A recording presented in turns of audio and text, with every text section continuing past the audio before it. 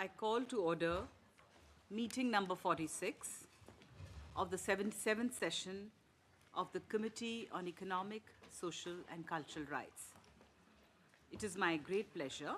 to welcome the distinguished delegation of the Lao People's Democratic Republic, and in particular the head of delegation, Mr. Upurb Vennork Kyo, Excellency, pardon my pronunciation, Deputy Minister of Foreign Affairs, Deputy Chairman of the National Committee on Human Rights, who will deliver the opening statement, and the distinguished members of the delegation of the Lao People's Democratic Republic. I would also like to welcome all those who are observing this dialogue, both in person as well as on webcast. Before giving the floor to the delegation for the consideration of the initial report, I would like to outline the methodology we will follow for the dialogue today and tomorrow. We have prepared a sheet, Excellency, it's here with you, with the proposed speaking times for the dialogue, which will be conducted following the 4 clusters pertaining to different parts of our covenant and led by committee members constituting our task force. The initial questions will be posed by the country rapporteur and the lead member of the cluster 1, that is Mr. Ashraf Kanhai. Other members may pose follow-up questions thereafter.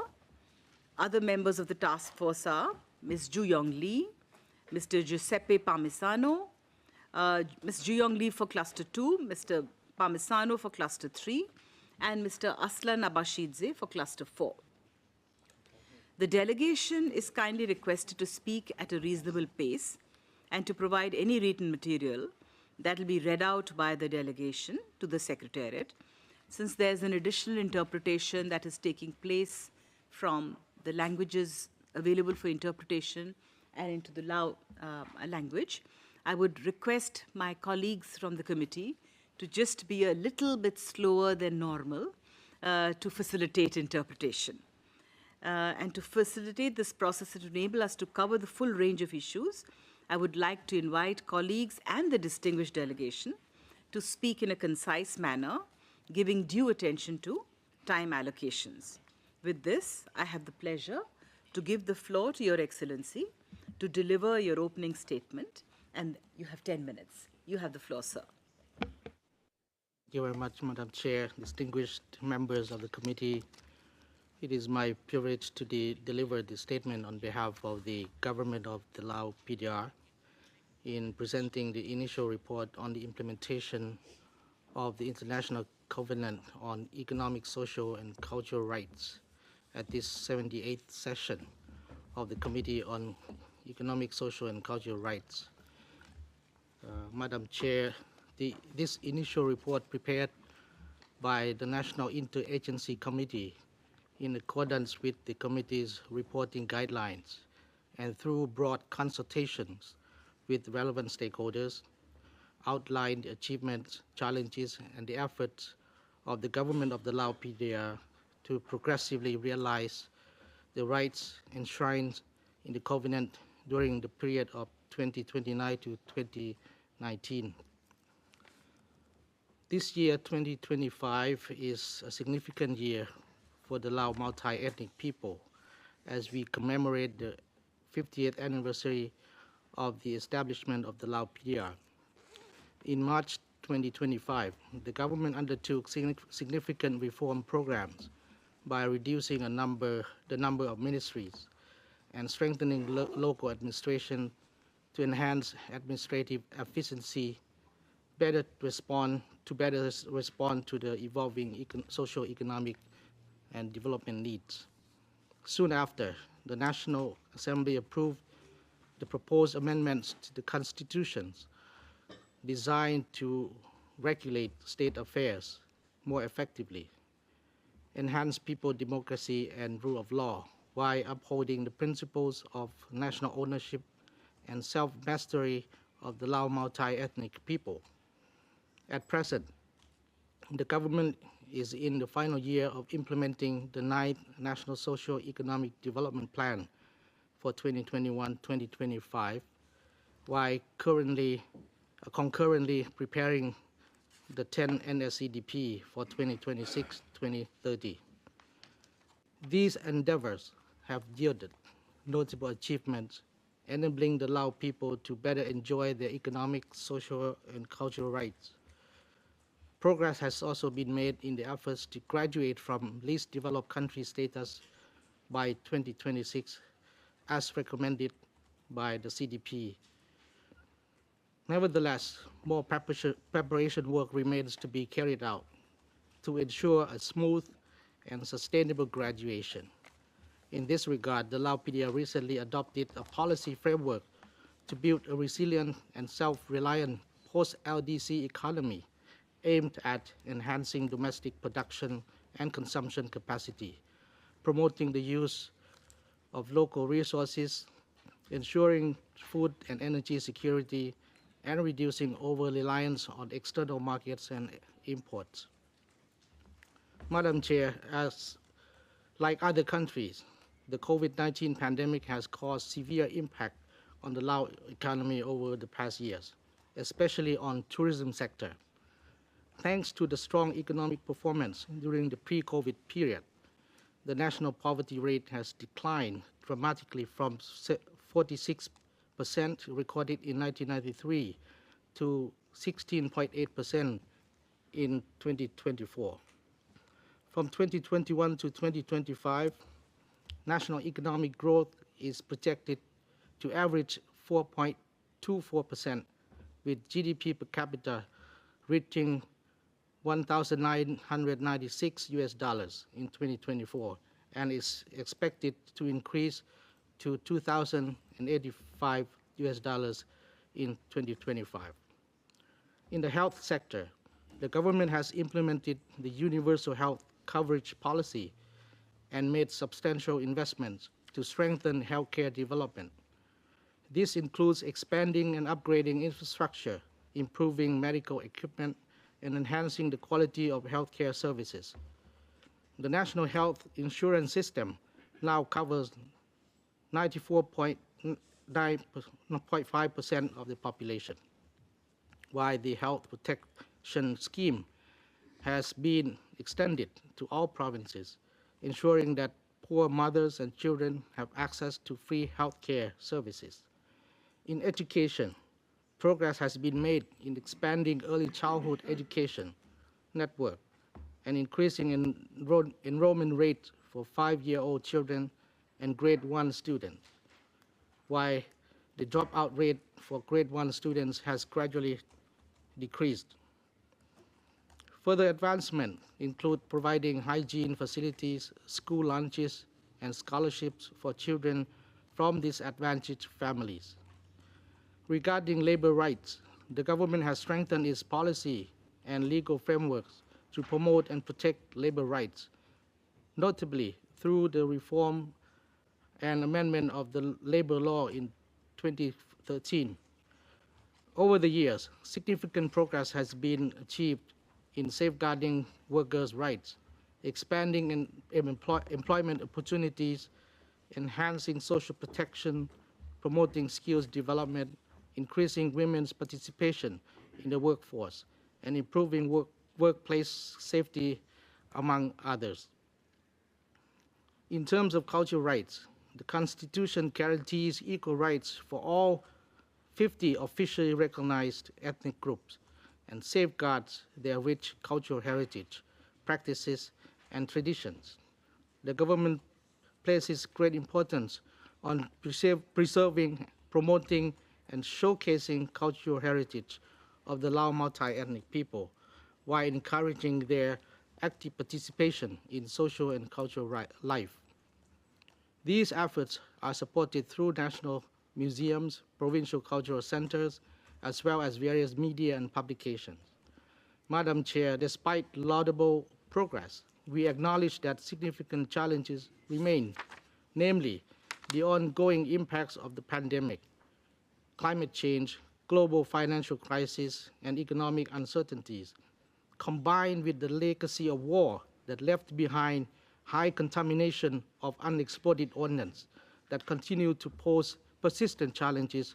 affecting rural communities'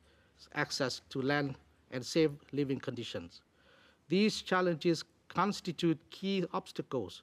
to the full realization of human rights, including economic, social, and cultural rights, and the right to development for all Lao multi-ethnic people. Nevertheless, the government remains firmly committed to addressing the state challenges through continued policy reforms, economic support packages, social protection extensions,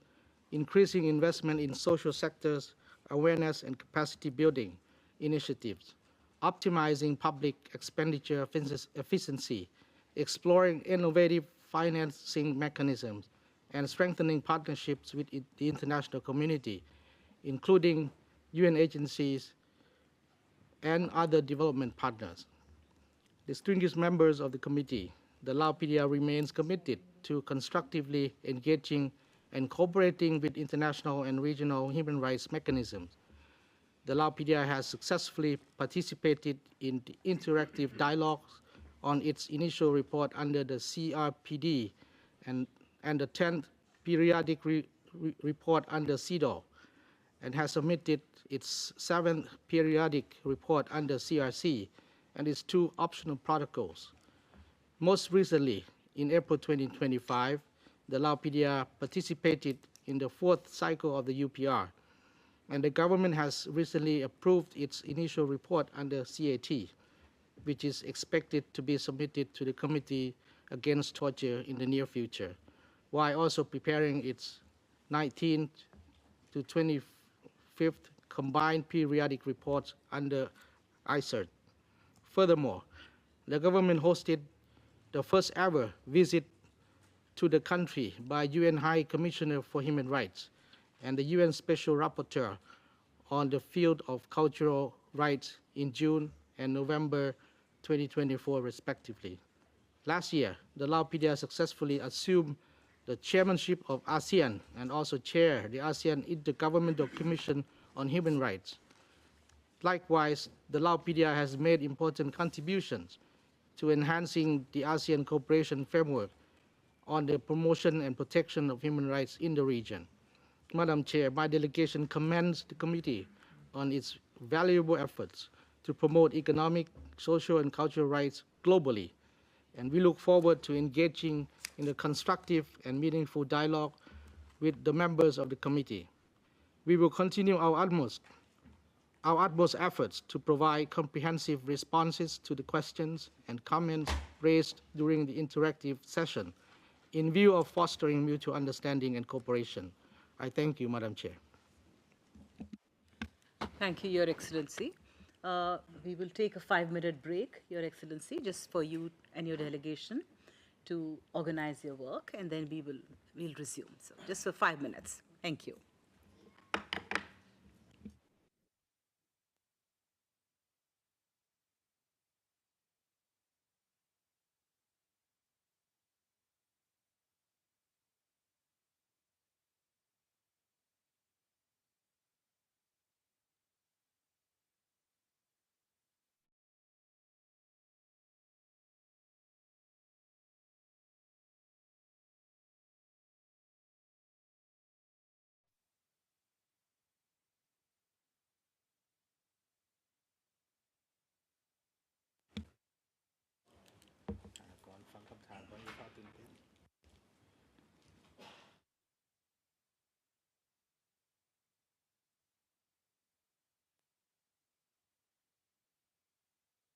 Chair, a very warm welcome to the distinguished delegation from the Lao People's Democratic Republic, and congratulations on the occasion of the 50th anniversary of the Republic. As rapporteur, I shall be responsible for addressing the issues relating generally to the obligations of Lao under the Covenant and under Articles 1 to 5 of the Covenant. My first questions are in relation to the domestic application of the Covenant. Will you please tell us what are the measures in place to incorporate the provisions of the Covenant into the domestic legal system and the progress achieved to ensure the primacy of the Covenant rights over any domestic legislation? And how do citizens obtain effective judicial remedies for the protection and enforcement of their rights? And will you, in that connection, provide an update of recent cases in which the citizens of Lao have obtained remedial action through the application and enforcement of their covenant rights by the courts? And what are the concrete measures taken to raise public awareness and to provide training to public officials, including judges and prosecutors, on the protection and implementation of the rights enshrined in the covenant? And does the state party consider ratifying the optional protocol to the covenant with a view to strengthening human rights protection in Lao? If not, what are the reasons for abstaining from doing so? There is currently no national human rights institution which is fully compliant with the Paris principles. Please provide information as to the steps taken for the setting up of a national human rights institution which has an empowering legal framework as well as the adequate financial and human resources for it to function in an independent manner in accordance with the Paris principles. Despite constitutional provisions entrenching judicial independence, there are various reports indicating that the executive arm of the government exerts significant influence over the judiciary, adversely impacting upon the impartiality and independence of the courts. So what are the measures in place to safeguard, both in law and in practice, the full independence and impartiality of the judiciary and the separation of powers between the judiciary and the executive? How are judges appointed? What are the mechanisms in place with regard to the appointment, promotion, and security of tenure of judges, which would guarantee that the decision-making process of the judges is free from any political influence or any other form of pressure or interference from any other quarter? Now, there are also various reports of severe reprisals and intimidation, harassment, arbitrary arrest and detention, as well as reports of some cases of enforced disappearances and killing of human rights defenders and activists. Please provide information as to the measures taken in order to stop and prevent human rights defenders and activists and NGOs from being subjected to any undue harassment, intimidation, or reprisals in the exercise of their activities for the protection and implementation of economic, social, and cultural rights. Please also provide information as to measures taken in order to put in place an independent and effective law enforcement mechanism which ensure that all violations are promptly and impartially investigated and that those responsible are duly prosecuted and sanctioned. Concerning business and human rights, please provide information on the steps taken and the progress achieved for the adoption of a comprehensive legal framework and a national action plan to ensure that all business entities exercise human rights due diligence in the conduct of their operations in line with the UN guiding principles. Please also provide information supported by statistical data on the mechanisms in place to ensure that business entities carry out environmental and social impact assessment to measure the human rights impact of the implementation of projects, mainly with regard to mining, construction of dams and hydropower plants, the setting up of special economic zones, and other large infrastructure projects. And what is the mechanism in place to afford effective remedies to victims of human rights abuses committed by business entities which violate the economic, social, and cultural rights of indigenous people and other affected groups? And please tell us what has been done to address the damaging consequences of deforestation, loss of biodiversity, and environmental degradation, which have been caused as a result of the land concessions and development projects granted to both domestic and foreign companies for mining and other large-scale infrastructure projects. As regards climate change, you have provided us with information setting out various policies which have been adopted to address the consequences of climate change. Please provide information supported by statistical data on the progress achieved by the implementation of the climate plans and policies and their impact to meet the commitment of Lao under the Paris Agreement. And what are the concrete measures taken, including the allocation of adequate resources, in order to strengthen the preparedness for and the response to natural disasters and to provide for disaster risk reduction and climate change adaptation measures? What are the steps taken and the progress achieved in the implementation of climate change adaptation measures in order to effectively address the slow onset effects of climate change on agriculture, food security, water and sanitation, the environment, and natural resources, in particular for the protection of the more vulnerable and exposed groups of the population?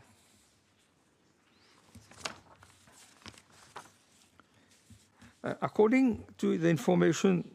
which you have provided, the implementation of the 8th National Socio-Economic Development Plan, 2016-2020, and of the 9th Five-Year National Social Economic Development Plan, 2021 to 2025, has substantially enhanced the national economy of Laos and the economic landscape of the country. Please provide statistical data disaggregated by age, sex, region, and ethnic groups on the proportion of the population which lives below the poverty line. And what are the concrete measures taken for the eradication of poverty and for increasing the level of regular financial assistance to families living in extreme poverty and to the more marginalized and disadvantaged groups, including in particular the indigenous people, ethnic groups, and vulnerable groups living in rural and remote areas? And please also provide information supported by statistical data as to the measures taken for increasing public expenditure and the proportion of the public budget allocated to social spending, including social security, food, water and sanitation, housing, health and education. And please tell us about the concrete measures taken to rationalize the fiscal policy of Laos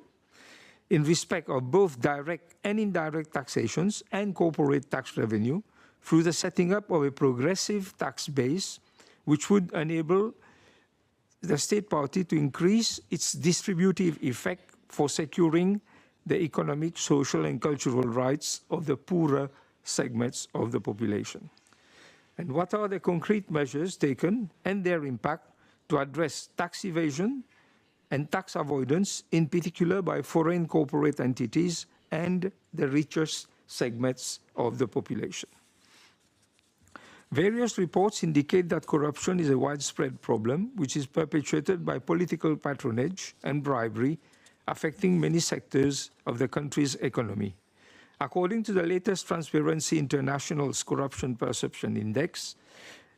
Laos ranked 114th out of 180 countries, indicating high perceived levels of corruption. Please provide information as to the concrete measures adopted to effectively combat corruption in all sectors, and particularly in respect of public procurement, land, tax, and judicial administration. And what is being done for that purpose? 1, to adopt and strengthen comprehensive anti-corruption laws and policies, and 2, to set up and provide for the functioning of independent anti-corruption bodies in the investigation, prosecution, and sanctioning of corruption offenses. Please provide information supported by statistical data of recent cases in which politicians, ministers, and higher public officials have been sentenced for corruption offenses. And what is the mechanism in place for the protection of whistleblowers and anti-corruption activists? Now, next, I shall put some questions with regard to non-discrimination. Although the Constitution and the Penal Code prohibit discrimination based on ethnicity, information from various sources indicate that ethnic minority groups and indigenous people, including in particular the Hmong people, are subjected to systematic discrimination. Non-Lao Thai groups have been disproportionately affected by relocation, separation from ancestral lands, and traditional ways of life, leading to a worsening of their economic and living conditions. Please provide information on the measures taken to adopt a comprehensive anti-discrimination law prohibiting discrimination on all the grounds explicitly prescribed under the Covenant, including ethnicity, sexual orientation, and gender identity. And what are the steps taken to provide meaningful protective and remedial measures against the discrimination, violence, military control, and other human rights violations reportedly faced by indigenous peoples, in particular by the Hmong people?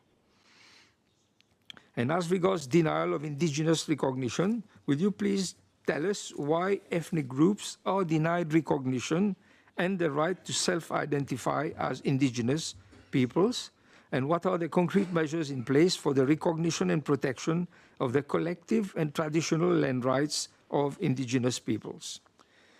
And what are the mechanisms in place in order to protect and to provide effective remedial action against all forms of discrimination, stigmatization, and human rights violations to which LGBTQI+ persons, women, and ethnic minorities are being reportedly subjected? Now, despite the efforts made to improve women's and girls' access to education and politics, women are still confronted with numerous barriers which adversely affect their enjoyment of economic, social, and cultural rights on an equal footing with men. Please provide information on the measures taken to ensure the effective implementation of gender equality legislation, both in the public and private sectors, and to eliminate the discriminatory treatment to which women and girls, and in particular women and girls of indigenous peoples, are subjected. And what has been done to eliminate the existing gender wage gap and disparities between men and women across all sectors? And what are the concrete measures in place to address the overrepresentation of women in the low-paid and informal sectors of the economy, and the adverse effects of women being disproportionately engaged in unpaid domestic and care work? And what are the mechanisms in place in order to address women's and girls' vulnerability and exposure to gender-based violence, human trafficking, early marriages, and pregnancies? And what is being done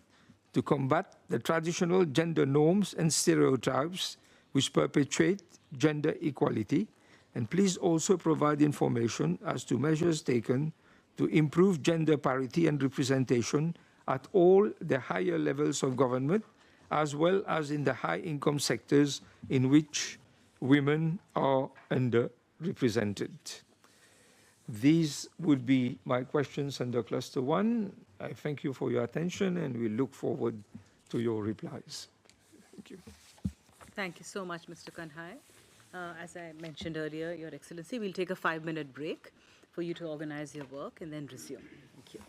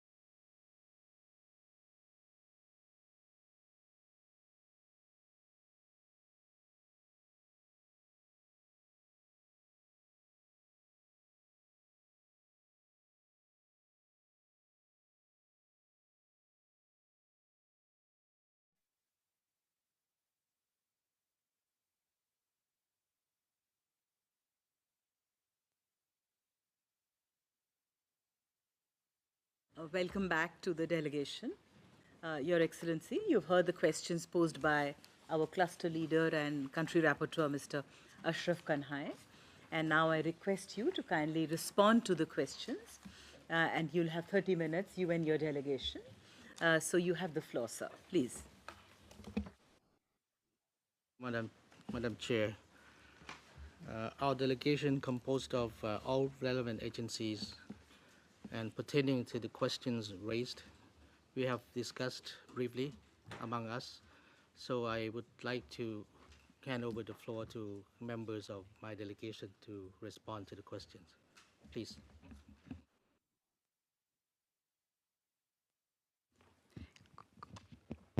ขอขอบใจคณะประธานแสดงความนับถือและแผงบรรณาธิการที่เข้าร่วมกองประชุมเนาะครับพระเจ้าจากกระทรวงยุติธรรมขอตอบบางคำถามที่ได้ยกขึ้นโดยคณะกรรมการขอเริ่มจากคำถามที่1หน่อยโดยเฉพาะแล้วมันเกี่ยวกับเรื่องการจัดตั้งพันธุ์กระย่ายสนธิสากลเข้าในกฎหมายภายในพวกเฮาเฮ็ดแนวใดแดเกี่ยวกับปัญหานี้นี่แม่นพวกเฮามีกฎหมายกำหนดไว้ซึ่งเป็นกฎหมายว่าด้วยการสร้างสนธิสัญญาของสปป.ลาวนี้กับบรรดาประเทศและองค์การจัดตั้งสากลในกฎหมายกำหนดอย่างแจ่แจ้งว่าบรรดาสนธิสัญญาของสากลจะนำใส่อยู่ภายในใดก็ต้องพันขยายมาเป็นกฎหมายภายในเสียก่อนจึงสามารถนำใส่ได้อันนั้นเป็นอันที่1เกี่ยวข้องกับเรื่องการจำแนกต้านการจำแนกกันพวกเฮาบ่ได้มีกฎหมายเฉพาะเป็นกฎหมายอันเดียวเนาะเป็นที่เกี่ยวข้องกับการต้านการจำแนกบทบัญญัติที่เกี่ยวข้องกับการต้านการจำแนกนั้นมีอย่างใหญ่อยู่เกือบหมดทุกกฎหมายเนาะอันนั้นเหตุแนวนี้ก็ย้อนว่าพวกเฮาจะรับประกันได้ว่าการต้านการจำแนกทุกรูปการของการจำแนกนั้นได้ถูกจำกัดได้ถูกต้านในทุกขอบเขตที่เกี่ยวข้องเป็นต้นการต้านการจำแนกสิทธิ์ของแม่หญิงและเด็กน้อยก็มีในกฎหมายเฉพาะการต้านการจำแนกการนำใช้ทรัพยากรก็มีในกฎหมายเฉพาะอื่นๆอันนี้แม่นพวกเฮามีเป็นกฎหมายเฉพาะของพวกเฮาเพื่อรับประกันว่าการต้านทุกรูปการของการจำแนกนี้แม่นได้ถูกจัดตั้งปฏิบัติที่เกี่ยวข้องกับเนื้อในที่เกี่ยวข้องอีกอันหนึ่งครับพระเจ้าข้อแลกเปลี่ยนก็เสนอต่อกองประชุมต่อบรรณาธิการทราบว่าก่อนที่พวกเราจะผ่านที่สภาแห่งชาติจะรับรองเอากฎหมายใดหนึ่งนั้นแม่นพวกเราได้พวกเราได้เอาไปผ่านกระบวนการทาบทามคำคิดคำเห็นจากประชาชนโดยเฉพาะแล้วแม่นประชาชนผู้ที่มีเป้าหมายพิเศษที่ต้องได้การเอาใจใส่จากรัฐเป็นต้นแม่หญิงเด็กน้อยผู้ด้อยโอกาสหรือว่าผู้ที่อยู่ในเขตที่ว่าห่างไกลหรือว่าอยู่ในกลุ่มเป้าหมายที่จัดอยู่ในเขตที่ผู้ที่ทุกข์ยากอันนี้แม่นพวกเราได้ต้องได้ดำเนินการทาบทามคำคิดคำเห็นสิ่งที่ข้าพเจ้าว่าไปนี้มันกำหนดเป็นกฎหมายซึ่งกำหนดไว้ในกฎหมายว่าโดยการสร้างกฎหมาย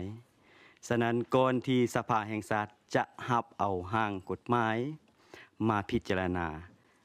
บรรดาผู้สร้างกฎหมายนี่ต้องรับประกันว่า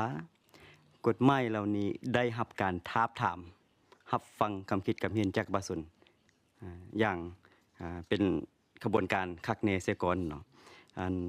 นอกจากกระบวนการที่เอาไปทาบทามแล้วพวกเฮายังเอาร่างกฎหมายนั้นลงในเว็บไซต์ของกระทรวงยุติธรรมเพื่อให้ประชาชนได้เข้าถึงร่างกฎหมายอันนั้นแล้วก็ประกอบคำคิดคำเห็นโดยผ่านกระบวนการตามที่มีอยู่ตามกฎหมายว่าโดยการสร้างกฎหมายนะแล้วในผ่านมาจนฮอดปัจจุบันนี้แม่นพวกเฮาได้รับการช่วยเหลือทางด้านการเงินทางด้านเทคนิคเนาะจากบรรดาองค์การจัดตั้งต่างๆเป็นต้นยูนิเซฟบ่ UNDP บ่หรือว่าผู้ให้ทุนอื่นๆที่สุกยูให้พวกเฮาได้เข้าใจเกี่ยวกับเนื้อในของสนธิสัญญาสากลพวกเราได้เรียนรู้เอาbest practice เนาะในการจัดตั้งปฏิบัตินั้น มาเบิ่งว่าเข้าในเงื่อนไขใดๆในการจัดตั้งที่จำเป็นของสปป.ลาวเนาะเพราะพวกเราก็มีความรู้ที่จำกัดเกี่ยวกับเรื่องการเข้าใจเนื้อในของสนธิสัญญาเหล่านั้นเนาะอันนี้จึงเฮ็ดให้พวกเรานี่เอิ้นว่าสามารถรับประกันได้ระดับหนึ่งว่าสนธิสัญญาสากลได้รับการจัดตั้งปฏิบัติอยู่ในทุกๆกฎหมายที่เกี่ยวข้องของสปป.ลาวอันนี้ข้าพเจ้าก็แลกเปลี่ยนต่อกองประชุมแนวนั้นเนาะอันต่อมาข้าพเจ้าข้อข้ามไปเกี่ยวกับเรื่องการฝึกอบรมให้บรรดาผู้พิพากษาหรืออัยการได้เข้าใจเนื้อในของสนธิสัญญาที่เกี่ยวข้องกับสิทธิมนุษย์เบื้องต้นนี่แม่นกระทรวงยุติธรรมรับผิดชอบโดยการร่วมมืออันเป็นอันดีจากกระทรวงการต่างประเทศแม่นพวกเราได้มีคู่มือได้มีคำแนะนำได้มีการจัดเวิร์กช็อปสัมมนาที่เกี่ยวข้องกับทุกๆกฎหมายที่เกี่ยวข้องกับสิทธิมนุษย์ก่อนที่จะได้พันขยายกฎหมายเหล่านั้นต่อจากนั้นมาบรรดาองค์การจัดตั้งเช่นว่าศาลหรืออัยการเขาเจ้าก็มีว่ามีความเข้มแข็งในตัวเขาเจ้าก็จัดตั้งปฏิบัติฝึกอบรมภายในของเขาเจ้าเป็นอันเฉพาะที่เกี่ยวข้องกับการดำเนินคดีอันนี้แม่นครับพระเจ้าข้อรายงานเนาะส่วนตัวเลขนั่นก็คันสิเว้าแล้วพอเฮาเริ่มฝึกอบรมเวียกงานเกี่ยวกับสิทธิมนุษย์มานี่ก็นับแต่ปี2005มานี่ตัวเลขก็มีหลายผู้พิพากษาเกือบว่าทั้งหมดหรือว่าอัยการเองหรือเจ้าหน้าที่ของภาคส่วนกระทรวงยุติธรรมเองก็ได้รับการฝึกอบรมให้เข้าใจเกี่ยวกับสิทธิมนุษย์อันนี้ข้าพเจ้าข้อแลกเปลี่ยนนั้นต่อกองประชุมตืมก่อนส่วนบรรทัดอื่นข้าพเจ้าข้อมีกำเห็นตืมนำลังเจ้า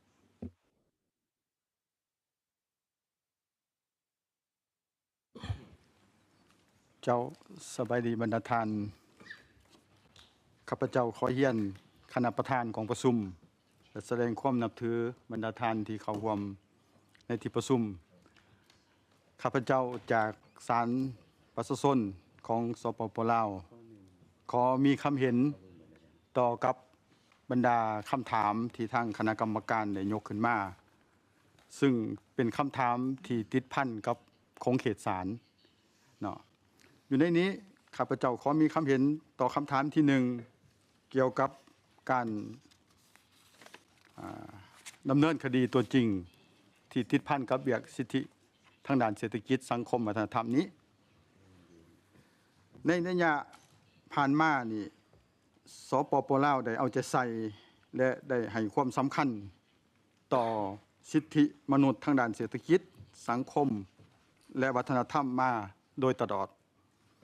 ซึ่งสิทธิดังกล่าวนี้ได้ถูกกำหนดไว้ในกฎหมายว่าด้วยการดำเนินคดีแพ่งโดยเฉพาะอยู่ในมาตรา169ของกฎหมายดำเนินคดีแพ่งฉบับปรับปรุงล่าสุดนี้ได้กำหนดไว้ว่าบุคคลหรือการจัดตั้งมีสิทธิ์ห้องฟ้องต่อศาลเพื่อให้ศาลตัดสินพิจารณาตัดสินแก้ไขข้อขัดแย้งหรือปกป้องสิทธิผลประโยชน์ของตนที่ถูกละเมิดหรือถูกโต้แย้งจากผู้อื่นและโดยอิงใส่ข้อกำหนดของกฎหมายคือดังกล่าวนั้นในระยะ5 ปีผ่านมาศาลพวกเราก็ได้มีการตัดสินคดีในนี้ข้าพเจ้าขออนุญาตที่ประชุมรายงานเกี่ยวกับสถิติคดีที่ศาลได้ตัดสินใน5 ปีผ่านมาต่อที่ประชุมทราบดังนี้คดีแพ่งนี่ศาลขั้นต้นได้ตัดสินทั้งหมด 4,206 เรื่องคดีการค้าได้ตัดสินทั้งหมด468 เรื่องคดีครอบครัวศาลได้ตัดสินทั้งหมด 1,233 เรื่องหรือว่า33 คดีเนาะและคดีแห่งงานศาลขั้นต้นได้ตัดสินทั้งหมดมี106 เรื่องอันนี้แม่นสถิติคดีที่ศาลได้ตัดสินสำหรับคดีแพ่งการค้าครอบครัวแห่งงานนี่ไปเบิ่งศาลขั้นอุทธรณ์ศาลขั้นอุทธรณ์นี่ได้พิพากษาซึ่งในกฎหมายลาวนี่คันเป็นการ ตัดสินขันอุทธรณ์หรือขันลบล้างนี่เพิ่นเอิ้นว่าพิพากษากฎหมายของเราฉะนั้นแล้วข้าพเจ้าใส่คำศัพท์ตามกฎหมายได้แม่นศาลขันอุทธรณ์ได้พิพากษาคดีแพ่งนี่ 1,268 เรื่องคดีการค้า250เรื่องคดีครอบครัว251เรื่องและคดีแรงงาน24เรื่องอันนี้แม่นตัวเลขสถิติคดีในระยะ5ปีผ่านมาที่ศาลได้ตัดสินเกี่ยวกับคดีที่ติดพันกับสิทธิทางด้านเศรษฐกิจสังคมและวัฒนธรรมอันนี้แม่นสำหรับคำถามที่1ส่วนคำถามที่2นี้เป็นคำถามที่ติดพันกับความเป็นเอกราชของศาลเนาะอยู่ในนี้ข้าพเจ้าขอเฮียนต่อบรรดาทานคณะกรรมการในที่ประชุมทราบว่าสปป.ลาวนี่ได้สถาปนาเป็นประเทศสาธารณรัฐประชาธิปไตยลาวในปี 1975 ในช่วงเวลานั้นสปป.ลาวยังบ่ทันมีกฎหมายการคุ้มครองรัฐคุ้มครองสังคมแม่นพวกเฮาอิงใส่คำสั่งมติคำแนะนำจนมาฮอดปี 1986 รัฐบาลจึงได้หันการคุ้มครองรัฐคุ้มครองสังคมด้วยมติด้วยคำสั่งมาเป็นการคุ้มครองรัฐคุ้มครองสังคมด้วยกฎหมายเนาะฉะนั้นในช่วงปี 1975-86 นี่เว้าเฉพาะการดำเนินคดีตามขบวนการยุติธรรมแม่นไทยเฮาสปป.ลาวเฮาอิงใส่คำสั่งเลขที่53ของรัฐบาลเนาะหลังจากมีการหันการคุ้มครองรัฐคุ้มครองสังคมมาฮอดปี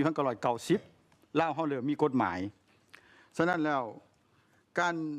คุ้มครองรัฐคุ้มครองสังคมนับแต่ปี 1990 มานี่เฮาก็ได้คุ้มครองด้วยกฎหมายบ่เฉพาะอะไรแม่นการดำเนินคดีนี่แม่นพวกเฮามีกฎหมายเฉพาะเนาะมีกฎหมายดำเนินคดีแพงกฎหมายดำเนินคดีอาญาและความเป็นเอกราชของศาลนี้ก็ได้ถือกำหนดไว้ในรัฐธรรมนูญก็ได้กำหนดไว้กฎหมายว่าด้วยศาลก็ได้กำหนดไว้กฎหมายว่าด้วยผู้พิพากษาก็ได้กำหนดไว้แล้วก็กฎหมายว่าด้วยการดำเนินคดีแพงกฎหมายว่าด้วยการดำเนินคดียากก็ได้กำหนดให้ผู้พิพากษาต้องเป็นเอกราชในการพิพากษาและตัดสินคดีโดยปราศจากการแทรกแซงและในภาคปฏิบัติตัวจริงในระยะที่ศาลเฮาเริ่มมีกฎหมายสปป.ลาวเฮาเริ่มมีกฎหมายศาลก็ได้ปฏิบัติตามกฎหมายอย่างเคร่งครัดตลอดมาเนาะคือเคารพกฎหมายเป็นเอกราชเนาะอันนั้นแม่นติดพันกับปัญหาที่2คำถามที่2ติดพันกับคำถามที่3ก็คือเว้าเรื่องการแต่งตั้งผู้พิพากษาการฝึกอบรมผู้พิพากษาสปป.ลาวพวกเฮามีสถาบันฝึกอบรมผู้พิพากษาซึ่งเฮ็ดหน้าที่ในการฝึกอบรมผู้พิพากษาซึ่งอยู่ในกฎหมายว่าด้วยผู้พิพากษาของลาวนี้ได้กำหนดไว้ว่าผู้ที่จะเป็นผู้พิพากษาต้องได้ผ่านการฝึกอบรมก่อนเนาะหลังจากฝึกอบรมได้จึงคอยแต่งตั้งเป็นผู้ช่วยผู้พิพากษาเนาะเป็นผู้ช่วยผู้พิพากษาได้3 ปีจึงสามารถสอบเสงเป็นผู้พิพากษาได้หมายความว่าต้องผ่านการเป็นผู้ช่วยผู้พิพากษามาก่อน3 ปีเนาะและก่อนสิเป็นผู้ช่วยผู้พิพากษาก็ต้องได้ฝึกอบรมก่อนเนาะฉะนั้นแล้วหลังจากได้3 ปีแล้วก็จึงสามารถมาสอบเป็นผู้พิพากษาได้เนาะมีเงื่อนไขสอบเป็นผู้พิพากษาและข้าพเจ้าขอเฮียนต่อที่ประชุมทราบตื่นว่าผู้พิพากษาอยู่สปป.ลาวนี้ได้มีลักษณะแบ่งเป็นออกเป็น4ชั้นคือผู้พิพากษาชั้น1ผู้พิพากษาชั้น2ผู้พิพากษาชั้น3และก็ผู้พิพากษาชั้น4เนาะผู้พิพากษาชั้น4นี่แม่นผู้พิพากษาที่พิจารณาพิพากษาคดีอยู่ศาลสูงสุดเนาะเป็นผู้พิพากษาชั้น4ฉะนั้นแล้วการฝึกอบรมการแต่งตั้งนี่ผู้พิพากษาชั้น1นี่แม่นต้องได้สอบเสงจึงได้เป็นผู้พิพากษาแล้วเลื่อนจากผู้พิพากษาชั้น1มาเป็นผู้พิพากษาชั้น2นี่แม่นบ่ได้สอบเสงแม่นการเลื่อนขึ้นเอาแต่ต้องได้ผ่านการเป็นผู้พิพากษาชั้น1มาก่อน3 ปีจึงสามารถเลื่อนขึ้นเป็นผู้พิพากษาชั้น2ได้แล้ววันนี้จากผู้พิพากษาชั้น2ขึ้นไปให้ผู้พิพากษาชั้น3นี้ก็ใส่เวลาอีก3 ปีจึงสามารถเลื่อนขึ้นเป็นผู้พิพากษาชั้น3ได้และจากผู้พิพากษาชั้น3ขึ้นไปหาผู้พิพากษาชั้น4นี้ต้องได้ใช้เวลาเป็นผู้พิพากษาชั้น3มา5 ปีเนาะ จึงสามารถสอบเสงเป็นผู้พิพากษาสันซีได้อันนี้แม่นขั้นตอนการแต่งตั้งการฝึกอบรมผู้พิพากษาการแต่งตั้งนี่แม่นสภาแห่งชาติสำหรับสปปลาวเฮาเป็นผู้แต่งตั้งแล้วปลดตำแหน่งก็แม่นสภาแห่งชาติเป็นผู้ปลดตำแหน่งผู้พิพากษาเนาะอันนั้นแม่น3คำถาม3คำตอบที่ติดพันกับของเขตศาลเนาะถ้าว่ามันยังบ่ทันครบประการใดก็ขอให้บรรดาท่านได้เพิ่มเติมหรือเสริมเติมเนาะขอขอบใจ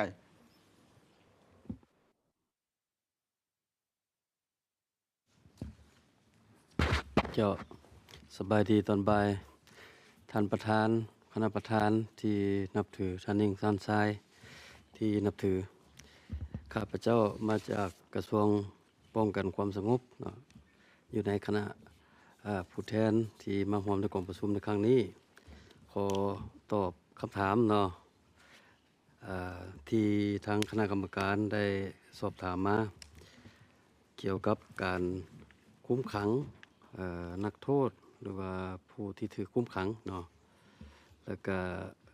การมีการทรมานบอกการบังคับต่างๆนั้นสำหรับรัฐบาลแห่งสปป.ลาวมีทัศนะที่จะแจ้งชัดเจนเกี่ยวกับผู้กระทำผิดรัฐถือว่าผู้กระทำผิดเป็นผู้ที่มีทัศนะและการกระทำผิดเขวไปจากมาตรฐานของสังคมด้วยเหตุผลใดหนึ่งฉะนั้นควบคู่ไปกับการคุ้มขังเนาะก็แม่นได้ให้ความสำคัญกับเรื่องงานศึกษาอบรมบำบัดฟื้นฟูแนวคิดและทัศนะที่ถูกต้องสอดคล้องให้เขาเจ้าซึ่งการกำหนดเกี่ยวกับเรื่องงานคุ้มขังแม่นได้กำหนดไว้ในบรรดากฎหมายต่างๆเช่นกฎหมายว่าด้วยการดำเนินคดีอาญาเนาะและนิติกรรมต่างๆขั้นสภาขั้นประธานประเทศเนาะและขั้นนายกด้วยแนวคิดและทัศนะดังกล่าวนั้นรัฐแห่งสปป.ลาวได้ทุ่มเทและสนองงบประมาณจำนวนหลายเพื่อก่อสร้างและปรับปรุงบรรดาค่ายคุ้มขังชั่วคราวและค่ายคุ้มขังนักโทษเป็นต้นแม่นรัฐได้สนองงบประมาณใส่ก่อสร้างพื้นฐานโครงสร้างและสิ่งอำนวยความสะดวกต่างๆอย่างต่อเนื่องคือในปี2021ได้สร้างค่ายคุ้มขังเพิ่มขึ้น2ค่ายและปัจจุบันก็กำลังดำเนินการก่อสร้างเติมอีก2ค่ายเพื่อแน่ใส่สร้างเงื่อนไขสภาพแวดล้อมที่ดีขึ้นให้ผู้ถูกขังและลดพรความแออัดรับประกันด้านสุขภาพและสิ่งแวดล้อมนอกนั้นในแต่ละระยะก็มีการปรับปรุงระบบอัตรากินเพิ่มขึ้นทางด้านสาธารณสุขในแต่ละค่ายมันมีห้องหมอน้อยมีคลินิกหรือหน่วยงานแพทย์ที่ให้บริการเป็นปกติเพื่อติดตามกวดกาสุขภาพของนักโทษและปิ้นปัวในเวลาเจ็บเป็นอย่างเป็นปกติกรณีมีการเจ็บเป็นให้แห้งก็มีการส่งไปห้องหมอใหญ่เนาะและมีเฮือนหรือห้องพบญาติมีการให้โอกาสนักโทษพัวพันกับญาติพี่น้องมีระบบเอิ้นว่าข่าวเพื่อให้นักโทษได้ติดตามข้อมูลข่าวสารอยู่แต่ละค่ายคุ้มขังก็มีการแบ่งเขตคุ้มครองเขตกักขังคุ้มขังที่แยกซ้ายยิงแยกผู้ติดเชื้อพยาธิติดต่อพร้อมนั้นแต่ละปีรัฐบาลก็ได้เอาใจใส่คนครัวด้านมนุษยธรรมต่อกับนักโทษได้เป็นอย่างดีเป็นต้นบางการเสนออภัยโทษให้แก่นักโทษผู้ที่มีความก้าวหน้าเวลาปฏิบัติโทษโดยการให้อภัยโทษลดพ้นโทษหรือปล่อยตัวก่อนกำหนดตามกฎหมายและในโอกาสวันสำคัญต่างๆของชาติคือปล่อยตัวตามเงื่อนไขแต่ว่าในปี 2025 รัฐบาลได้เสนอประธานประเทศพิจารณาตกลงให้อภัยโทษลดพ้นโทษทั้งหมด 2,339 คนหญิง294 คนคนต่างประเทศ19 คนเป็นหญิง4 คนในนี้โทษตลอดชีวิตลงมาเป็นโทษจำคุก20 ปีจำนวน13 คนหญิง2 คนนอกจากนี้ยังมีนักโทษที่ได้รับการอภัยโทษปล่อยตัวก่อนกำหนดทั้งหมดมี377 คนหญิง63 คนในนั้นเป็นคนต่างประเทศ7 คนประเทศลาวก็เป็นประเทศหนึ่งที่ได้รับผลกระทบหนักจากภัยของยาเสพติดซึ่งเฮ็ดให้มีคนติดยาและมีคนที่พัวพันกับการค้าขายยาเสพติดหลายขึ้นในแต่ละปีหลายกรณีมันพัวพันกับการค้าขายขนส่งและมีไว้ครอบครองยาเสพติดจำนวนหลายถือว่าเป็นการกระทำผิดที่ร้ายแรงตามกฎหมายของสปป.ลาว และพาได้รับโทษสูงสุดตามกฎหมายนั่นก็คือโทษประหารชีวิตและสิ่งนี้ได้ส่งผลให้มีนักโทษประหารชีวิตเพิ่มขึ้นเติมหลายสมควรในแต่ละปีปัจจุบันมีนักโทษถูกตัดสินประหารชีวิตแล้ว838 คนเนาะของจำนวนนักโทษทั้งหมดในทั่วประเทศ21,000 กว่าคนเนาะถึงจะมีตัวเลขนักโทษประหารชีวิตจำนวนหลายแต่ในทางปฏิบัตินักโทษประหารชีวิตบ่มีผู้ใดถูกประหารชีวิตในระยะตั้งแต่ปี1989เป็นต้นมาเนาะในทางตรงกันข้ามนักโทษประหารชีวิตจำนวนหลายสมควรคือประมาณ10หรือ20คนถูกอภัยโทษลดพรโทษเป็นโทษจำคุกตลอดชีวิตแทนเนาะหลายคนก็ได้รับนโยบายลดจากโทษตลอดชีวิตมาเป็นโทษมีกำหนดท่านสั้นข้าพเจ้าก็ขอรายงานแลกเปลี่ยนกับที่ประชุมตอนก่อนเนาะและจะขอเพิ่มเติมน้ำหลังถ้ามีอย่างเกี่ยวข้องเนาะเจ้าขอบใจ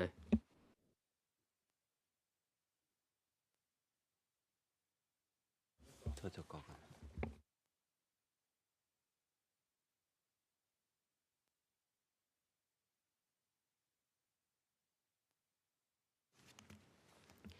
Good afternoon, Madam Chair, distinguished members of the committee.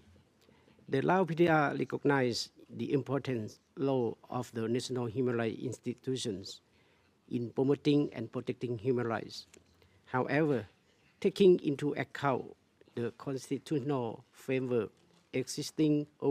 oversight mechanism, and current resource priorities, the establishment of the Paris Principles compliant national human rights institution is not envisaged at this stage. Instead, the government of Lao PDR continues to strengthen its international framework, in particular the National Committee on Human Rights, which is mandated to oversee treaty ratification, implementation, monitoring, and reporting, including coordination of the Universal Periodic Review process. Complementary mechanisms include the National Commission for the Investment of Women, Mothers, and Children is tasked with the promoting and reporting on the implementation of the CESCR, CRC with its 2 protocols, while the National Committee for the People with Disability oversees the implementation of the CRPD. In addition, the National Anti-Human Rights Trafficking Committee, Anti-Human Trafficking Committee, addresses trafficking issue. Current efforts focus on enhancing the capacity of National Committee on Human Rights, its secretariat, and human rights focal points at central and provincial levels. At the same time, the Lao PDR continues to study the national human rights institution models and international best practice while periodically reviewing institution arrangements as conditions evolve. The immediate priority remains strengthening the efficiency and effectiveness of existing mechanisms. Thank you. This is the, I would like to respond to the establishment of the National Human Rights Institution.